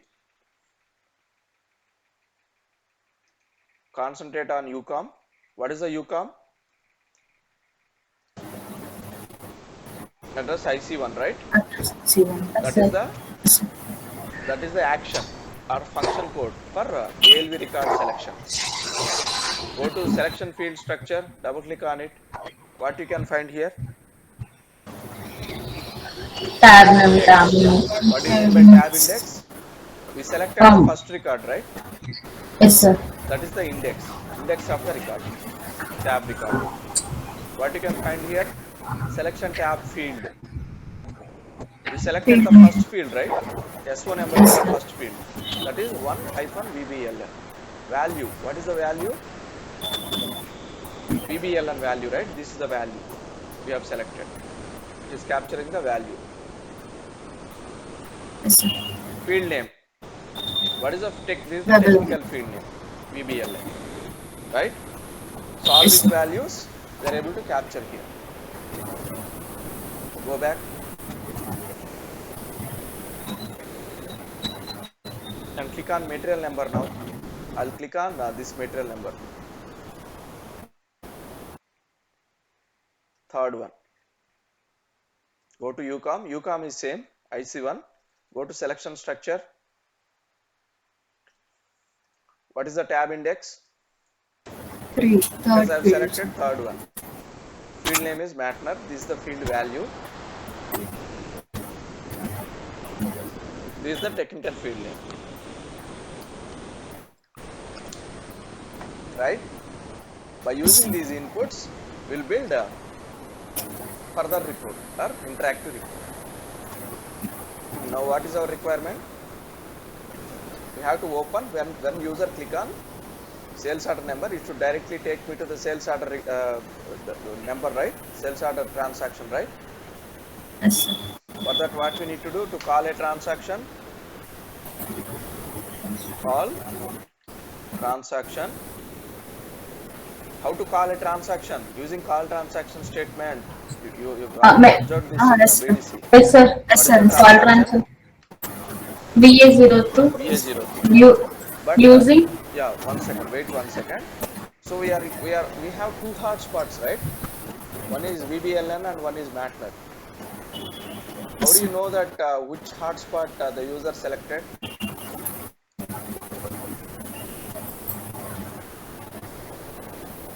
How do you know that which hotspot the user selected? Further,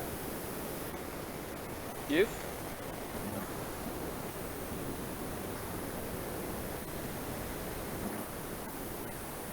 hyphen field name equal to VBLN, then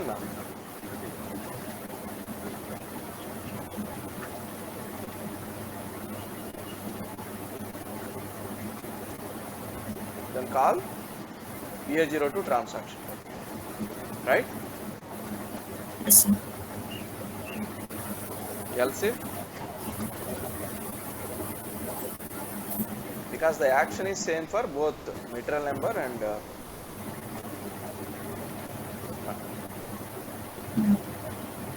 Matner, then call which transaction code? MM0. MM0. MM02 transaction. So we don't need this save action actually because we are not saving anything, or let's keep it.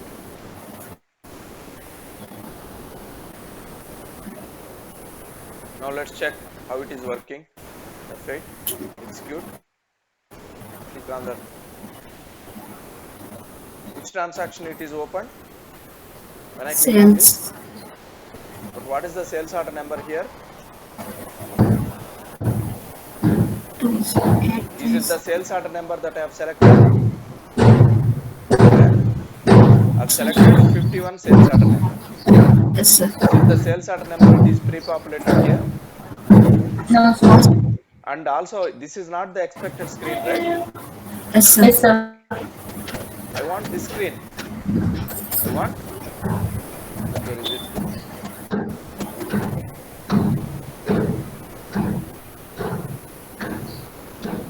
I want this screen, right? Yes, sir.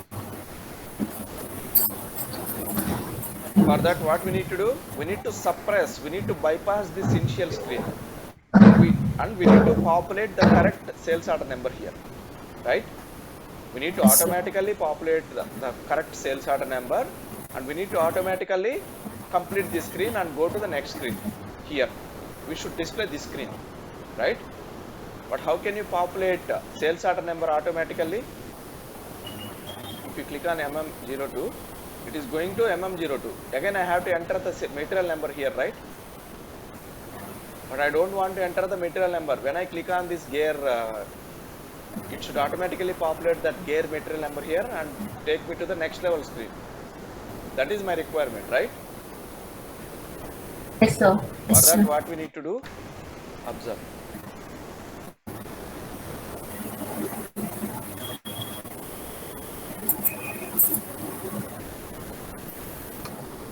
To suppress the initial screen,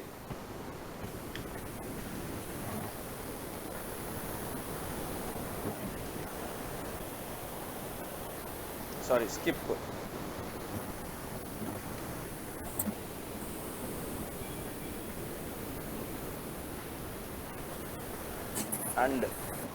And you can see here, and skip first screen, right? For this also use unskip first screen. Just observe. So I am selecting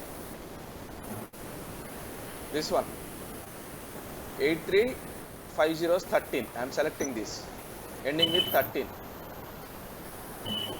I am able to open the sales order, but check is it a correct sales order or not. What is the sales order number it is open? 20, sir. 20. First one. Is it the one I have selected? No, sir. No, right?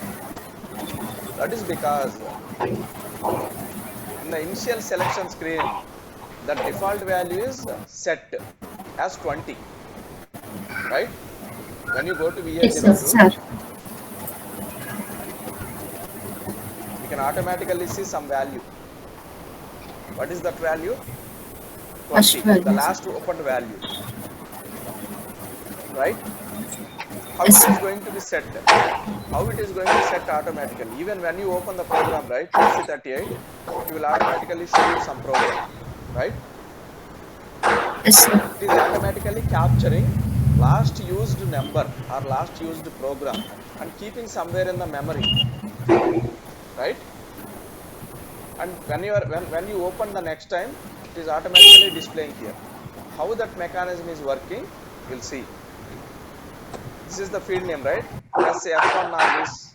Press F1 for technical settings. Go to technical information. Can you observe this parameter ID? Yes, sir. Yes, sir. AUN. Yeah. So this parameter ID is going to capture the value, last used value. Okay? This parameter ID is going to capture the value and it's going to auto populate when you open next time. Right? Yes, sir. So where can you find this parameter ID? In the screen, you can go to F1 and go to technical information. You can find the parameter ID, field name, data element and the parameter ID. So go to data element, VBLN_VA. You can also find it here in the data element. Further characteristics, this is the parameter ID, right? Yes, sir. Yes, sir. Go to any data element. It is not mandatory for all data elements.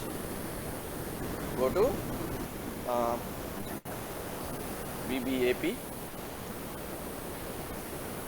We go to VBLN data element, go to further characteristics. For this we have a parameter. We can set the default values for this, right? Using that parameter ID. For POSNR, we have a parameter ID, that is APO. And for material number, we have a parameter ID, that is MAT.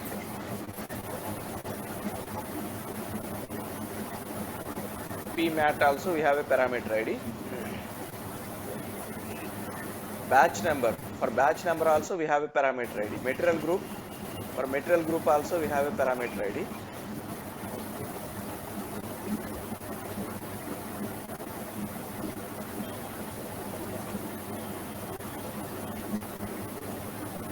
Mains, for mains we don't have a parameter ID, so that we cannot set the default values for this. For this also we don't have parameter ID, right? For this also we don't have parameter ID, so that we cannot set default values, right? How can you check the parameter ID? One way is go to the screen field and click on F1. It will display technical characteristics. There you can find the parameter ID, or go to the corresponding data element. You can also find the parameter ID there, right? Now what we need to do, we Yes, need sir. to set some value. We need to set value to the parameter ID. Which value we need to set? Whatever the value we are selecting here, whatever the sales order number we are selecting here, we need to set to which parameter ID? Sales order parameter ID, right? Sales order number parameter Yes, ID. sir. We need to set this value. Otherwise, it will always display this 20, last used value. We need to clear the memory and we need to overwrite the old value with new value whenever we click on this, right? How can you set the Yes, sir. parameter value? Using, That I don't know. I'll show you a sample program first before going to that, because it is a separate concept. This is called SAP memory. Okay, I'll create a simple program and show you how this SAP memory will work.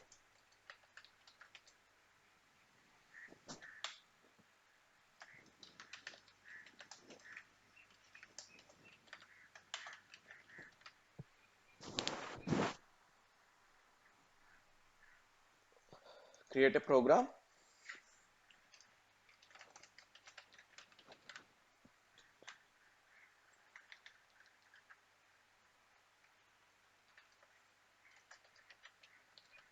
So SAP memory stores some values. Like if you set any values, it will be stored in SAP memory. You can access it or you can update the memory.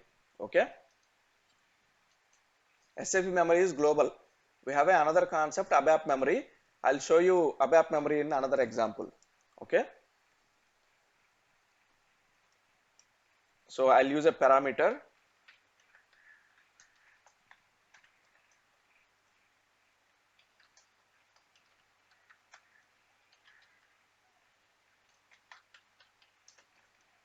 VA. This is the sales same. Yes, sir. Webland underscore VA. Okay. Yes, sir.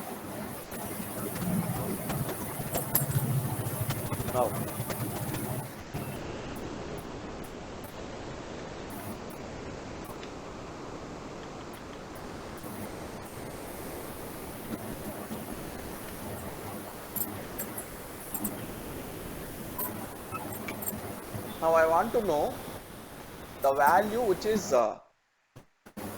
automatically available in SAP memory. For this VBLN, I want to know the value which is set, which is already available in the SAP memory. For that, we have a statement that is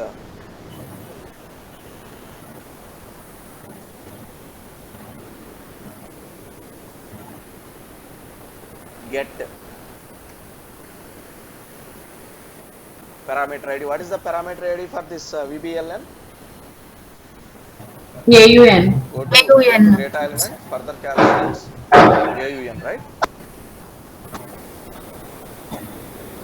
So get parameter ID, parameter name in the single quotes,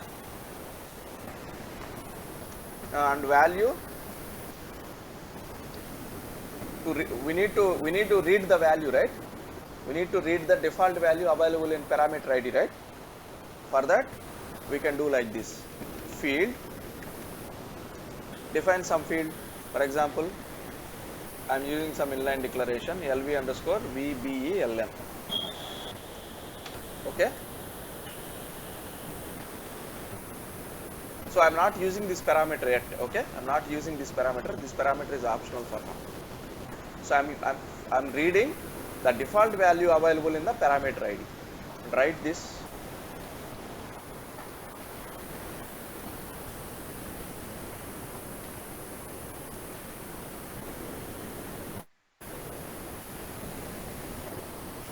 This is get value. We are reading the value from parameter ID memory. F3. Keep a breakpoint. F8. F5, subars is 0. What is the value it is read? 20. We got First value. we got the First value. value which is not first value or second value. This value is automatically available in the parameter ID. Okay, this is the last used value, Yes, right? sir.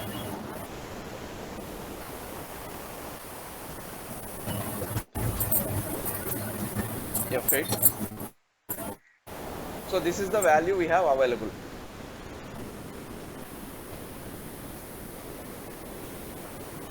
What is this? This is program input field, right? Here we can, I'm in SC38. You can enter the program name here, right? Right? This is the program name input, correct? Yes, sir. Yes, sir. Check the parameter ID for this field. Do we have a parameter ID? Yes, we have a parameter ID, Yes, sir. RID. Right. RID is the parameter ID. Let's check how to read the last created program, which is available in the memory.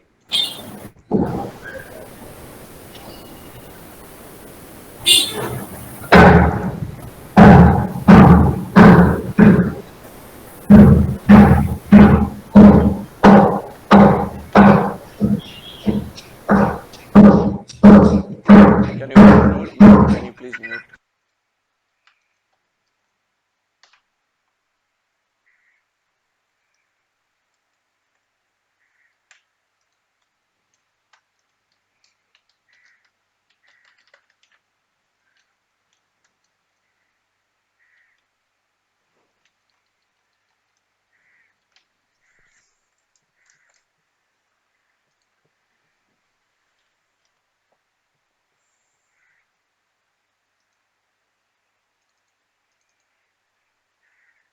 So this is the sales order name. This is the program name. So this is the program, right? Last used program is automatically set in the memory. ZDemo SAP memory program name, right? We can read the values what are available in the parameter or what are available in the SAP memory. We can read using get parameter ID, right? Now we'll see how to set the value, how to set a new value to the memory, how to set a new value to the memory. For that, what is the statement we need to use? Set parameter ID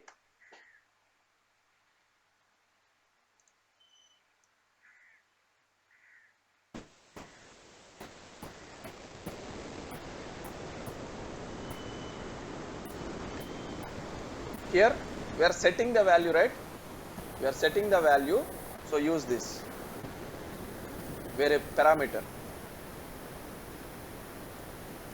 whatever the value you enter in the parameter, it will set here, right?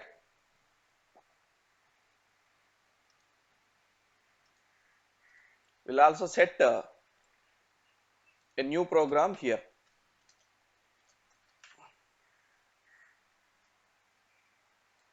Pass some value.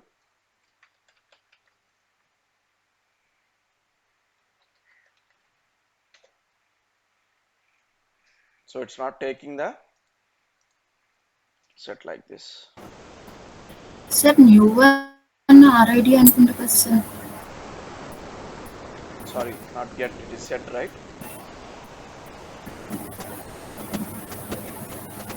We are setting the value. I'm setting some value gdemo test to the program. Okay, let's see how it is going to work.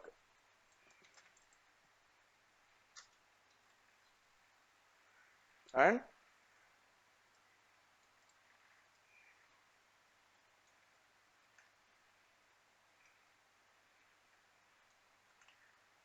this is the value we are setting.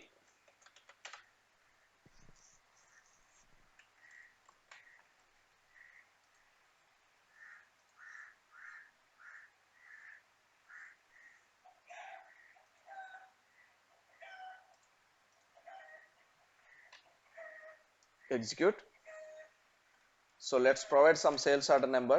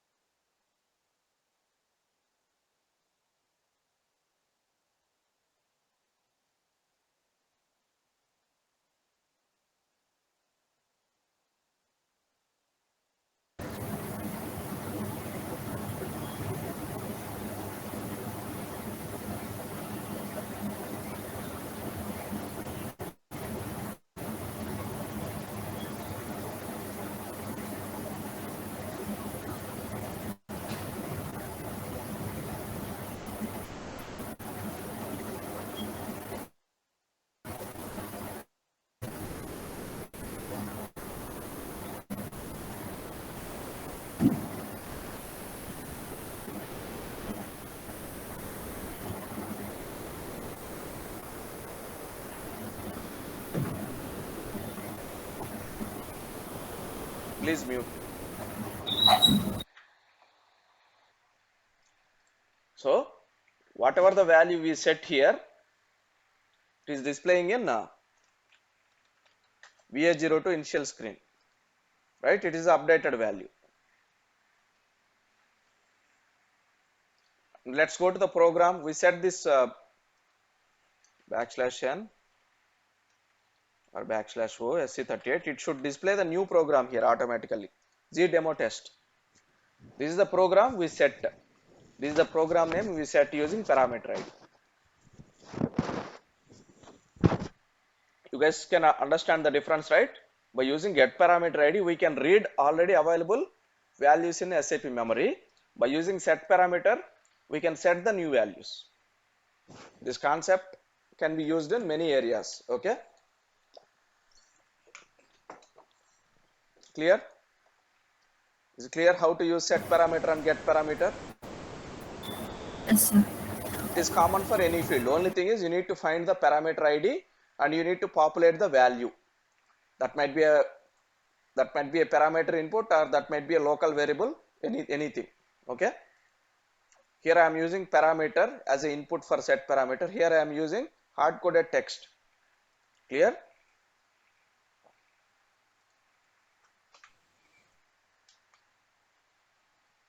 So wherever that sales order number screen field, right, it will automatically populate the new value, right? Is everyone clear on this? Okay, sir. Yeah.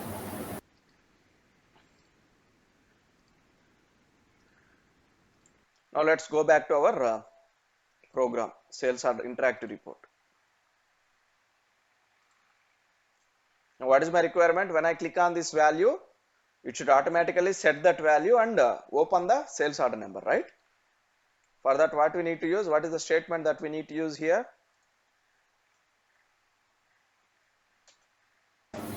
Set parameter. What is the parameter ID? RID.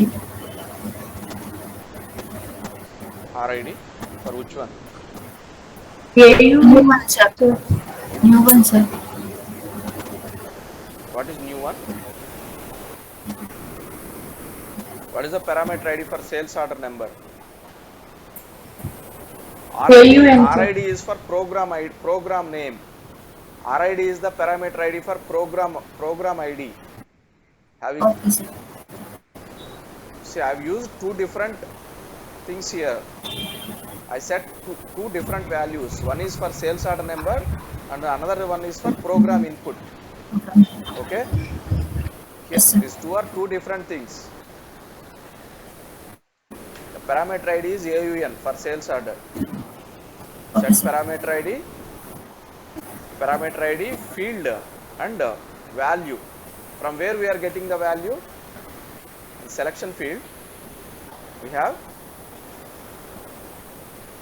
value. In value, we are getting the value. Populate that value here.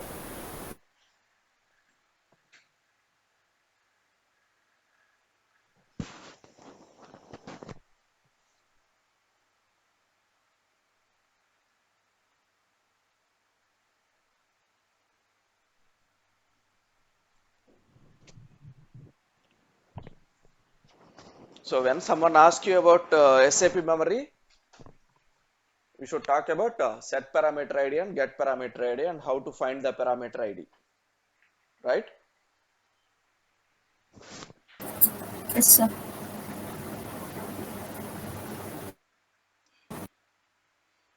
So in this selection structure, you're going to get the value.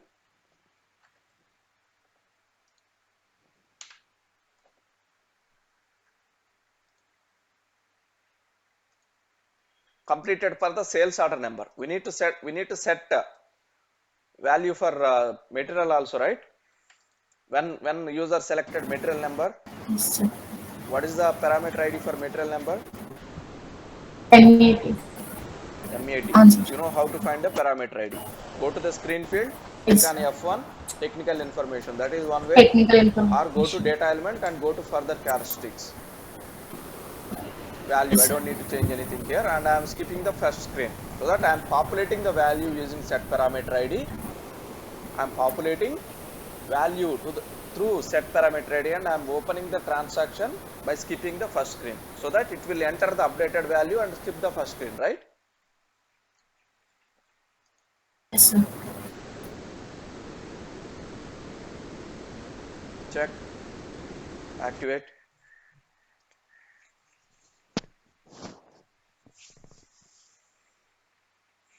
Set a breakpoint, F8, execute. Now I'm using this 51 sales order number. Click on this. I want to see sales order number 51. Function code is address IC1 F5. What is the field name I have selected? BBLN, right? Double M. Now Yes, it sir. should go to this condition, this piece of code. F5. What is the value I have selected? This is the value, right? Yes, Set the sir. value. F6, set the value. Value is set, but subars is 4 for some reason. Did I open?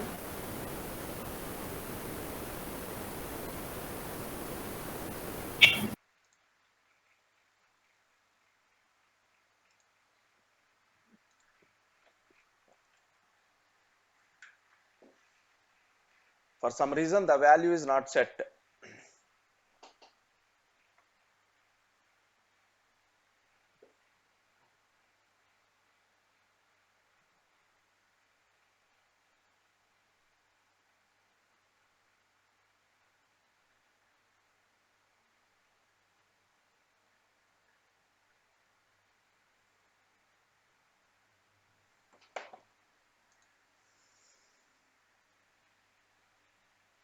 Let's see how it will work.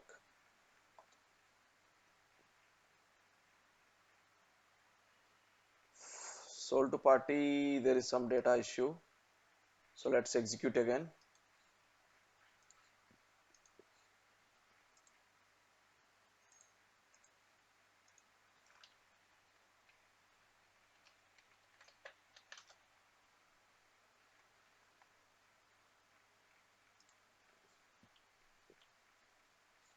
Execute.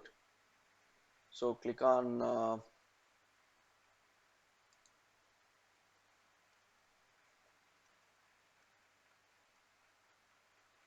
AUN, and this contains the sales order number. This is not set. What's going on?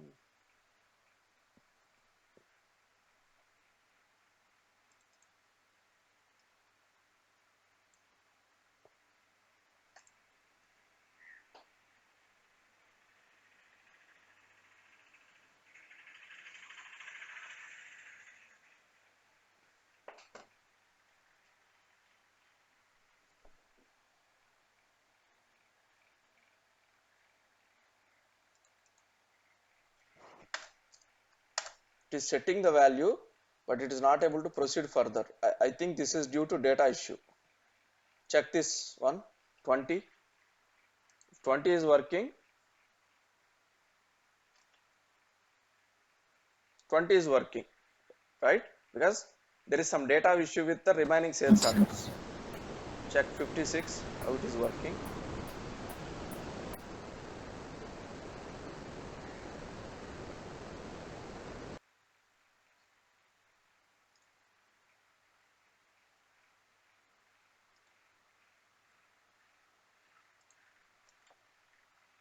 .56 also working, right?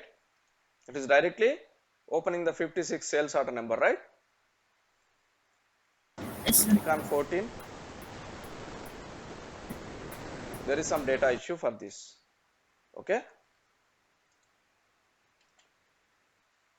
it is working. 64 is working. Okay, so this is how you can achieve this functionality. We are setting the new value and opening the skipping the initial screen and opening the sales order change screen, right? Now observe the material, how it is working.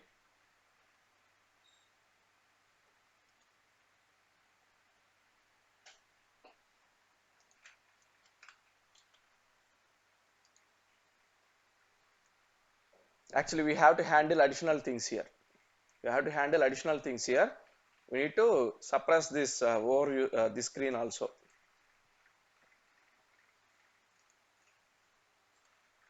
Right? Anyway, it is skipping the initial screen. Our basic functionality is achieved. Is everyone clear on this? So, you can achieve this interactive report using a user command. Clear? Is everyone clear on this? Yes, sir.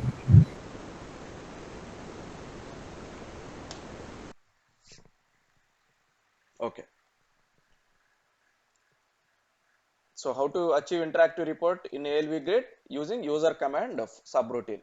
You have to use SciUCom and selection field structure to achieve this. Okay. Here we are navigating to a separate transaction code, right? Yesterday I discussed about two possible interactive reports. One is navigating to another transaction. What is the another scenario? Display next level ALV. Display next level ALV report, right? Display next level ALV report, Yes, right? sir. Yes, sir. Now, Yes, sir. so let's keep it as it is, and I'll add one more requirement. What are the outputs we have?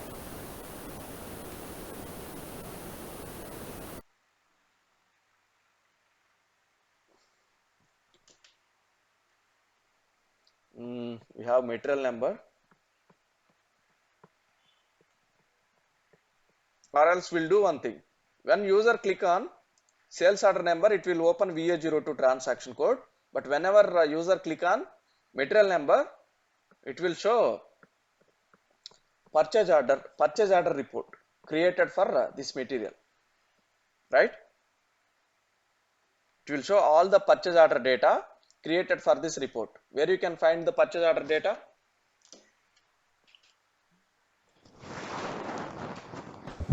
EKKO.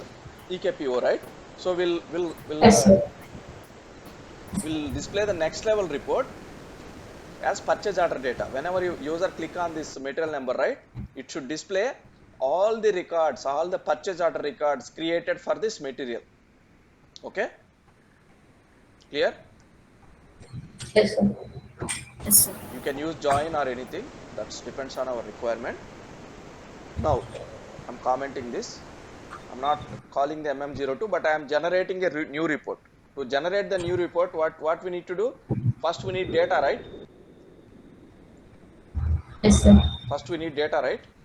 That is select. Let's select only a basic table or anything. Okay, let's select EBLN, EBLP,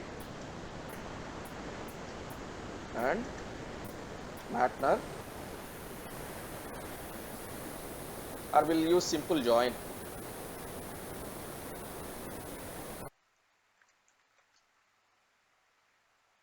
EKKO, EBLN, EKPO, EBLP, EKPO, EBLP. See, actually I'm writing here, but whenever you're implementing, right, create a separate method. We are already having a helper class, right? Yes, We're sir. already having a, otherwise why create? What is the input for us? Input is this value. Material number is the input for us, right? Go to SC24, create one report, create a method, helper class, go to helper class, read PO data,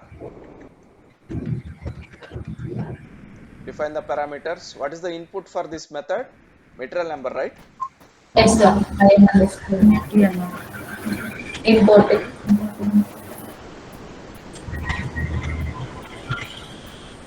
Matter, and go to methods. Sorry, you need exporting parameter also, right? Yes, sir.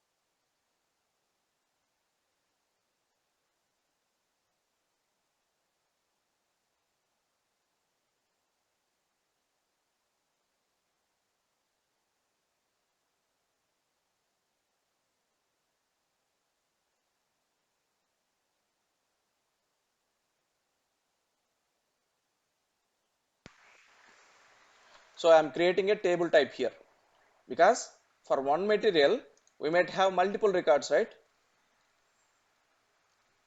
In VBAP transaction code. For that reason, I am defining a table type to return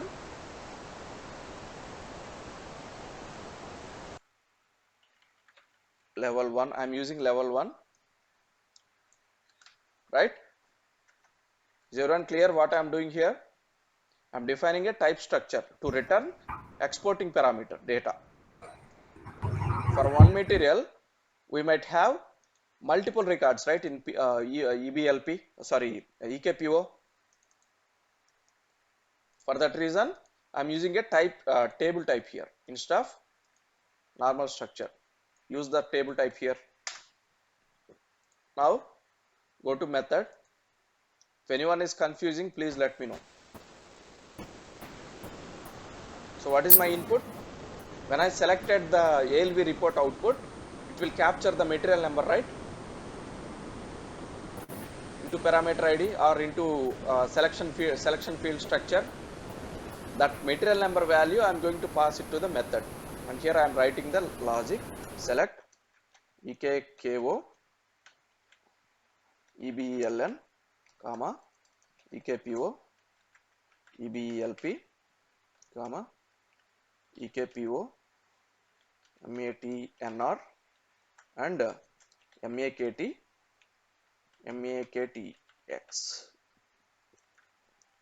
I'm using a join from EKKO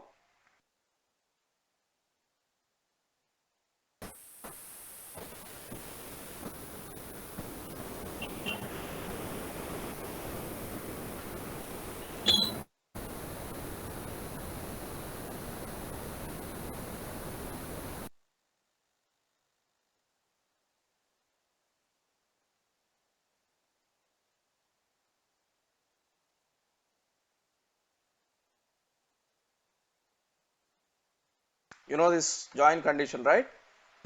Yes, sir. Inner join on MAKT,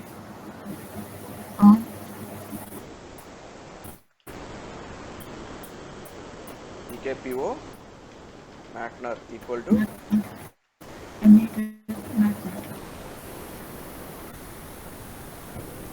into table at the rate of, or we can directly use, if we are following the same order in type structure, right? You can directly use this. I think we are following the same order. We have to use escape sign, where what is our condition? Material number, right? EKPO Matner equal to IM underscore Matner.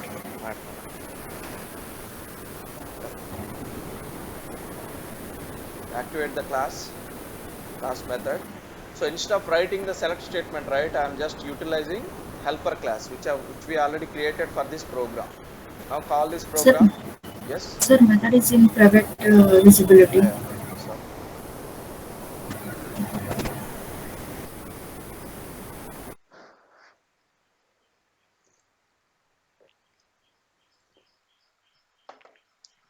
now go back to our program.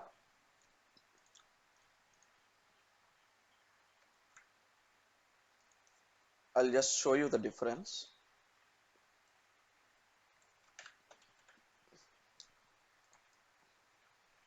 If you are not using the method, this is how we write the select statement and build field catalog, call ALV. That's it, right? Instead of IM underscore Matner, what you need to pass? This one, selection field value you need to pass, right? For material number, it will select all the records for that material number from EKKO and EKPO, correct? So instead of this, what we are doing, we are calling a class method. I'll copy the object creation, because we already did that in the, and go to pattern, ABAP object pattern, Object name is same, class name is same. Select the method, read PO data. So this is the method. Okay. Pass the importing parameter. What is the importing parameter? This one, right? Value. Yes, sir.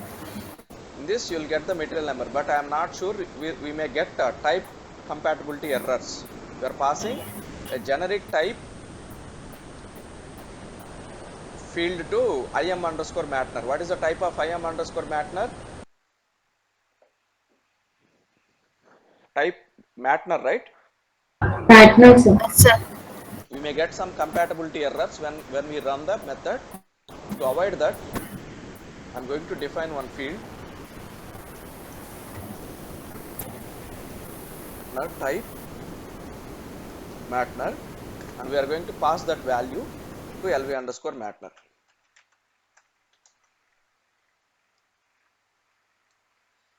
This is to avoid type mismatch errors. Okay, this is to avoid type mismatch errors, and I'll pass this matner to here.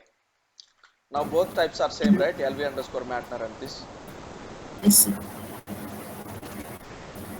I'll define Yeah. one inline declaration, lt underscore level 1 or level 2, right? Let's say it's a level 1. Okay, we call it level 1. Next, what we need to do, we have data. What we need to do? Build the field catalog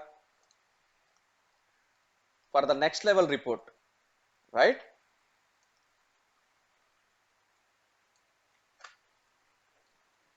We are building the next level report when we click on the material number.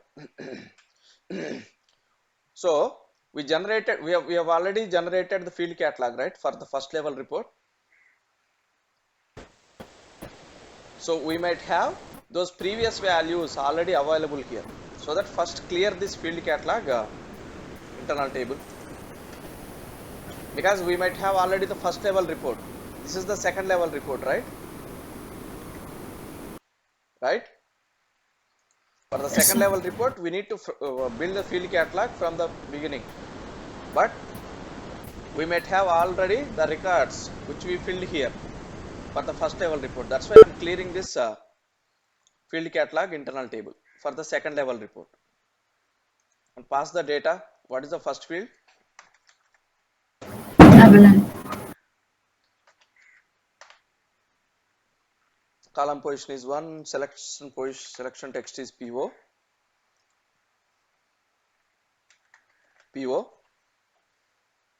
want hotspot? Yes, we'll have hotspot, because when you click on the second level report, right, if you want to navigate to one more level, you can make use of this hotspot.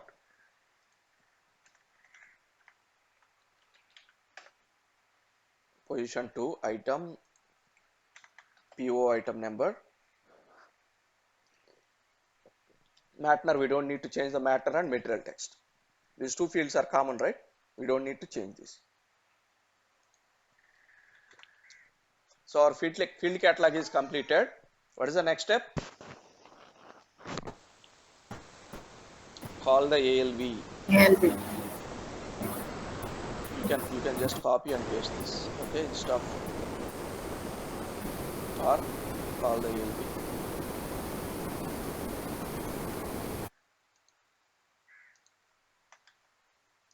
Function modules, grid display, continue.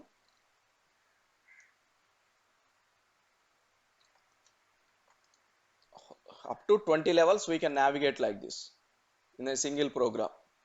Okay, first level, second level, third level, like that.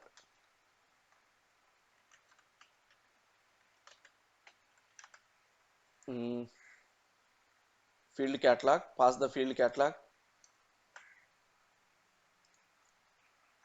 ZT underscore field catalog. We don't need the rest of the data, but because if you need to display one more level, what you need to do? Build the field user command here, just like the above. Just copy and paste this and write your own logic in the user command and pass this that new user command here, subroutine, new subroutine here. For example, user command 1 or user command 2.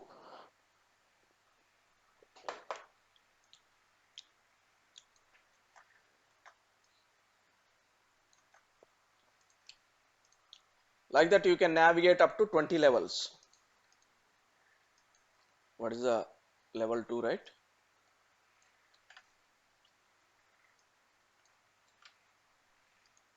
Pretty printer.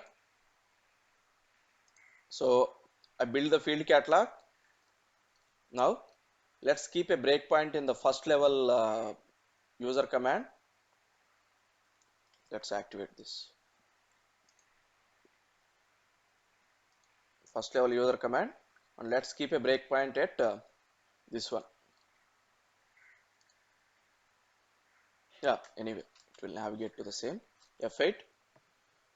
So if I click on the sales order number,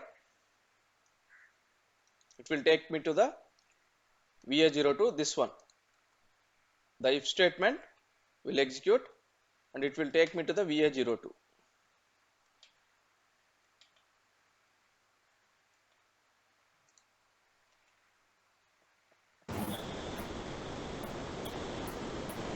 Right?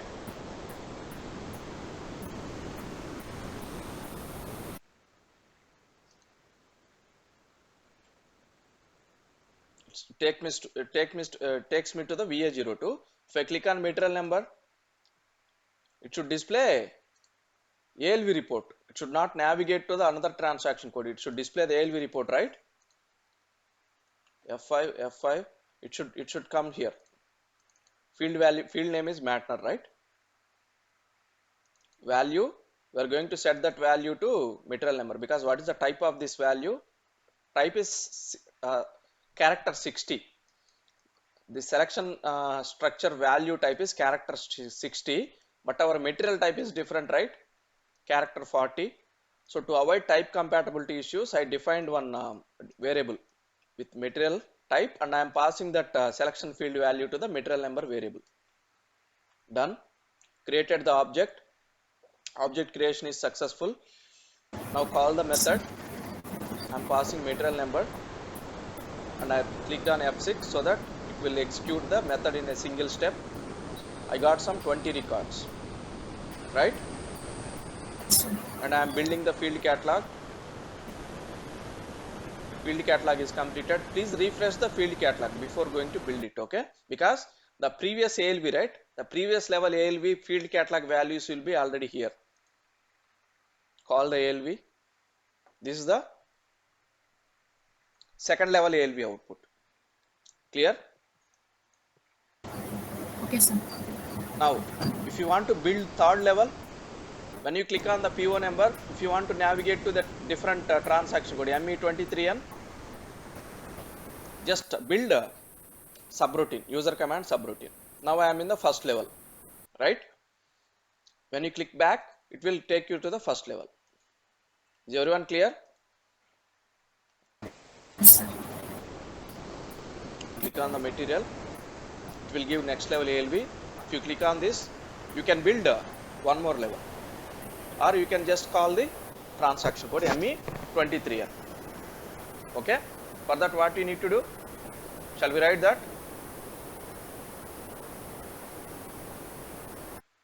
Simple. Copy this, go here,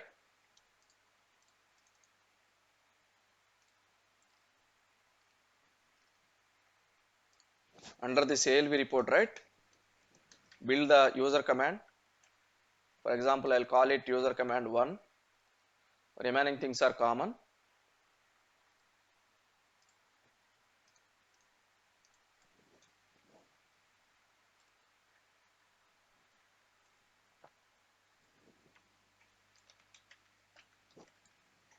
End form and end form.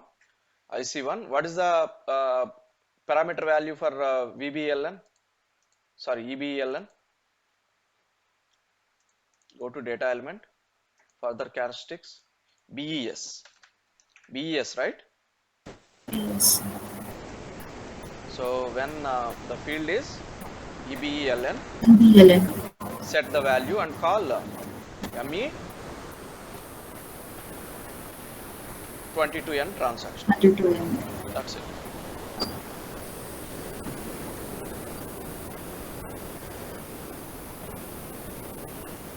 And pass this. user cmd1 here. Enable this.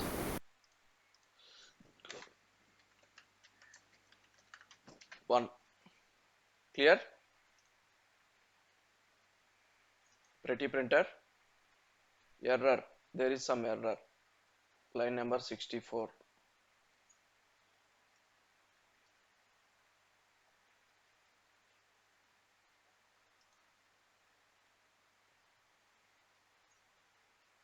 Okay, we did not close.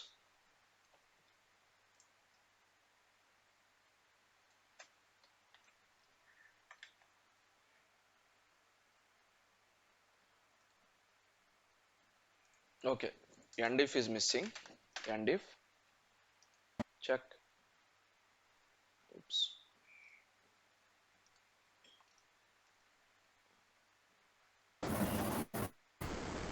Case statement is also missing. Case I think statement also accidentally I have deleted.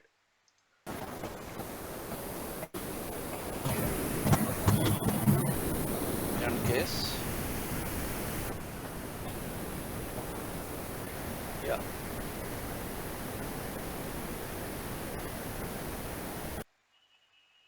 So this endif is for this, and I have to place inside this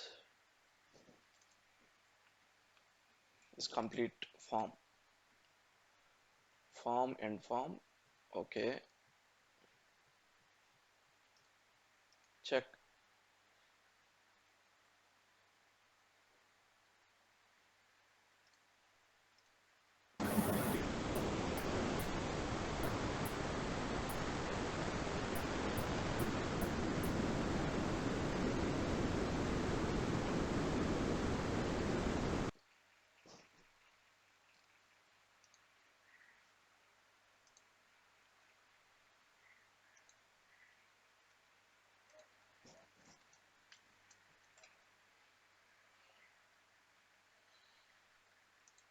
We closed the case even.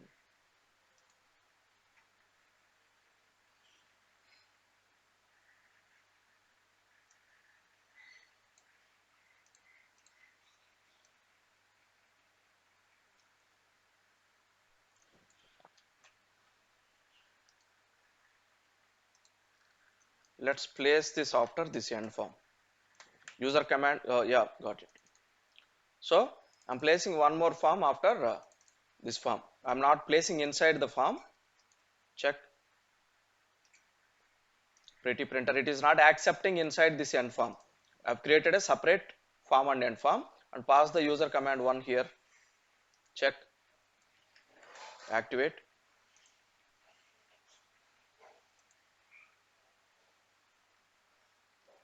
Got it right? What I am doing here? Execute. F8. So let's click on material number. Displayed first level report. Sorry, second level report. Click on purchase order number. It should take me to ME23N transaction code. 22N, I think.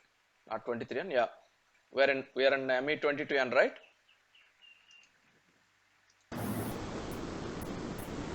Is it working or not? Let's click on this 152 purchase order number. I'm in the same purchase order numbers transaction code. You can change it and save it or do anything. Okay. Is everyone clear? Like that, you can navigate to different levels. You can achieve different functionalities. Okay. Right. This is how you can make a ALV report interactive. Okay. Inside this, depends on your requirement. Here I am just using set parameter and call transaction. Instead of this, you can implement some other functionality. You may call some joins, some database statements, whatever. Okay. And then in another requirement, I have called the ALV report. Correct? Is everyone clear on this? This is how actually you may need to implement the programs in project. It is not a simple ALV or it is not a simple report. Okay. They'll ask multiple requirements. You need to combine all these multiple functionalities into a single program, right?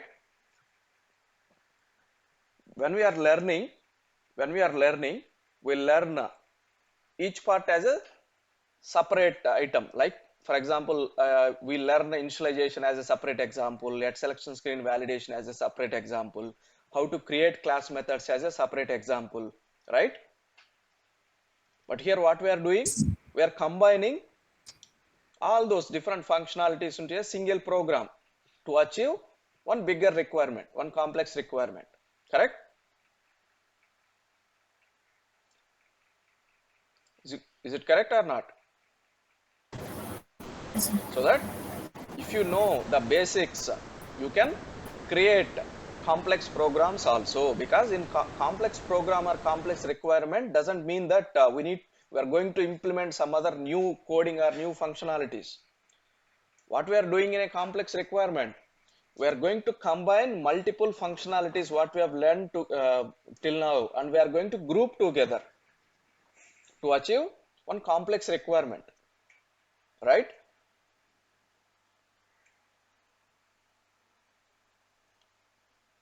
So we build this program step by step, one by one, starting from the selection screen, starting from the initialization, right?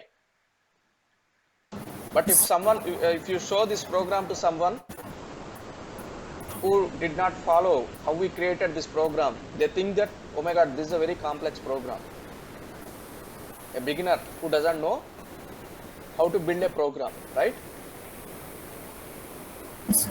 But it is not really complex, right? Yes, sir. All the concepts what we have used here are very familiar. What we did, we grouped together, right? Yes, sir. Yes, sir. Whenever someone give you a requirement, or whenever someone give you a program to debug or anything, right? Don't fear, okay? Because no one can build that program in a single day or single hour. They'll take step-by-step approach. First, they'll build the selection screen, then they'll build the initialization, then they will build the validations, like that for months, right? Analyze step by step, event by event. Then it will be very easy to understand the program, okay? But remember, always debug your program once. Whenever you create the program, even if it is working fine, debug your program and observe how it is working. That is very important. Debugging is very, very, very important. Okay? Yeah, that's about the program.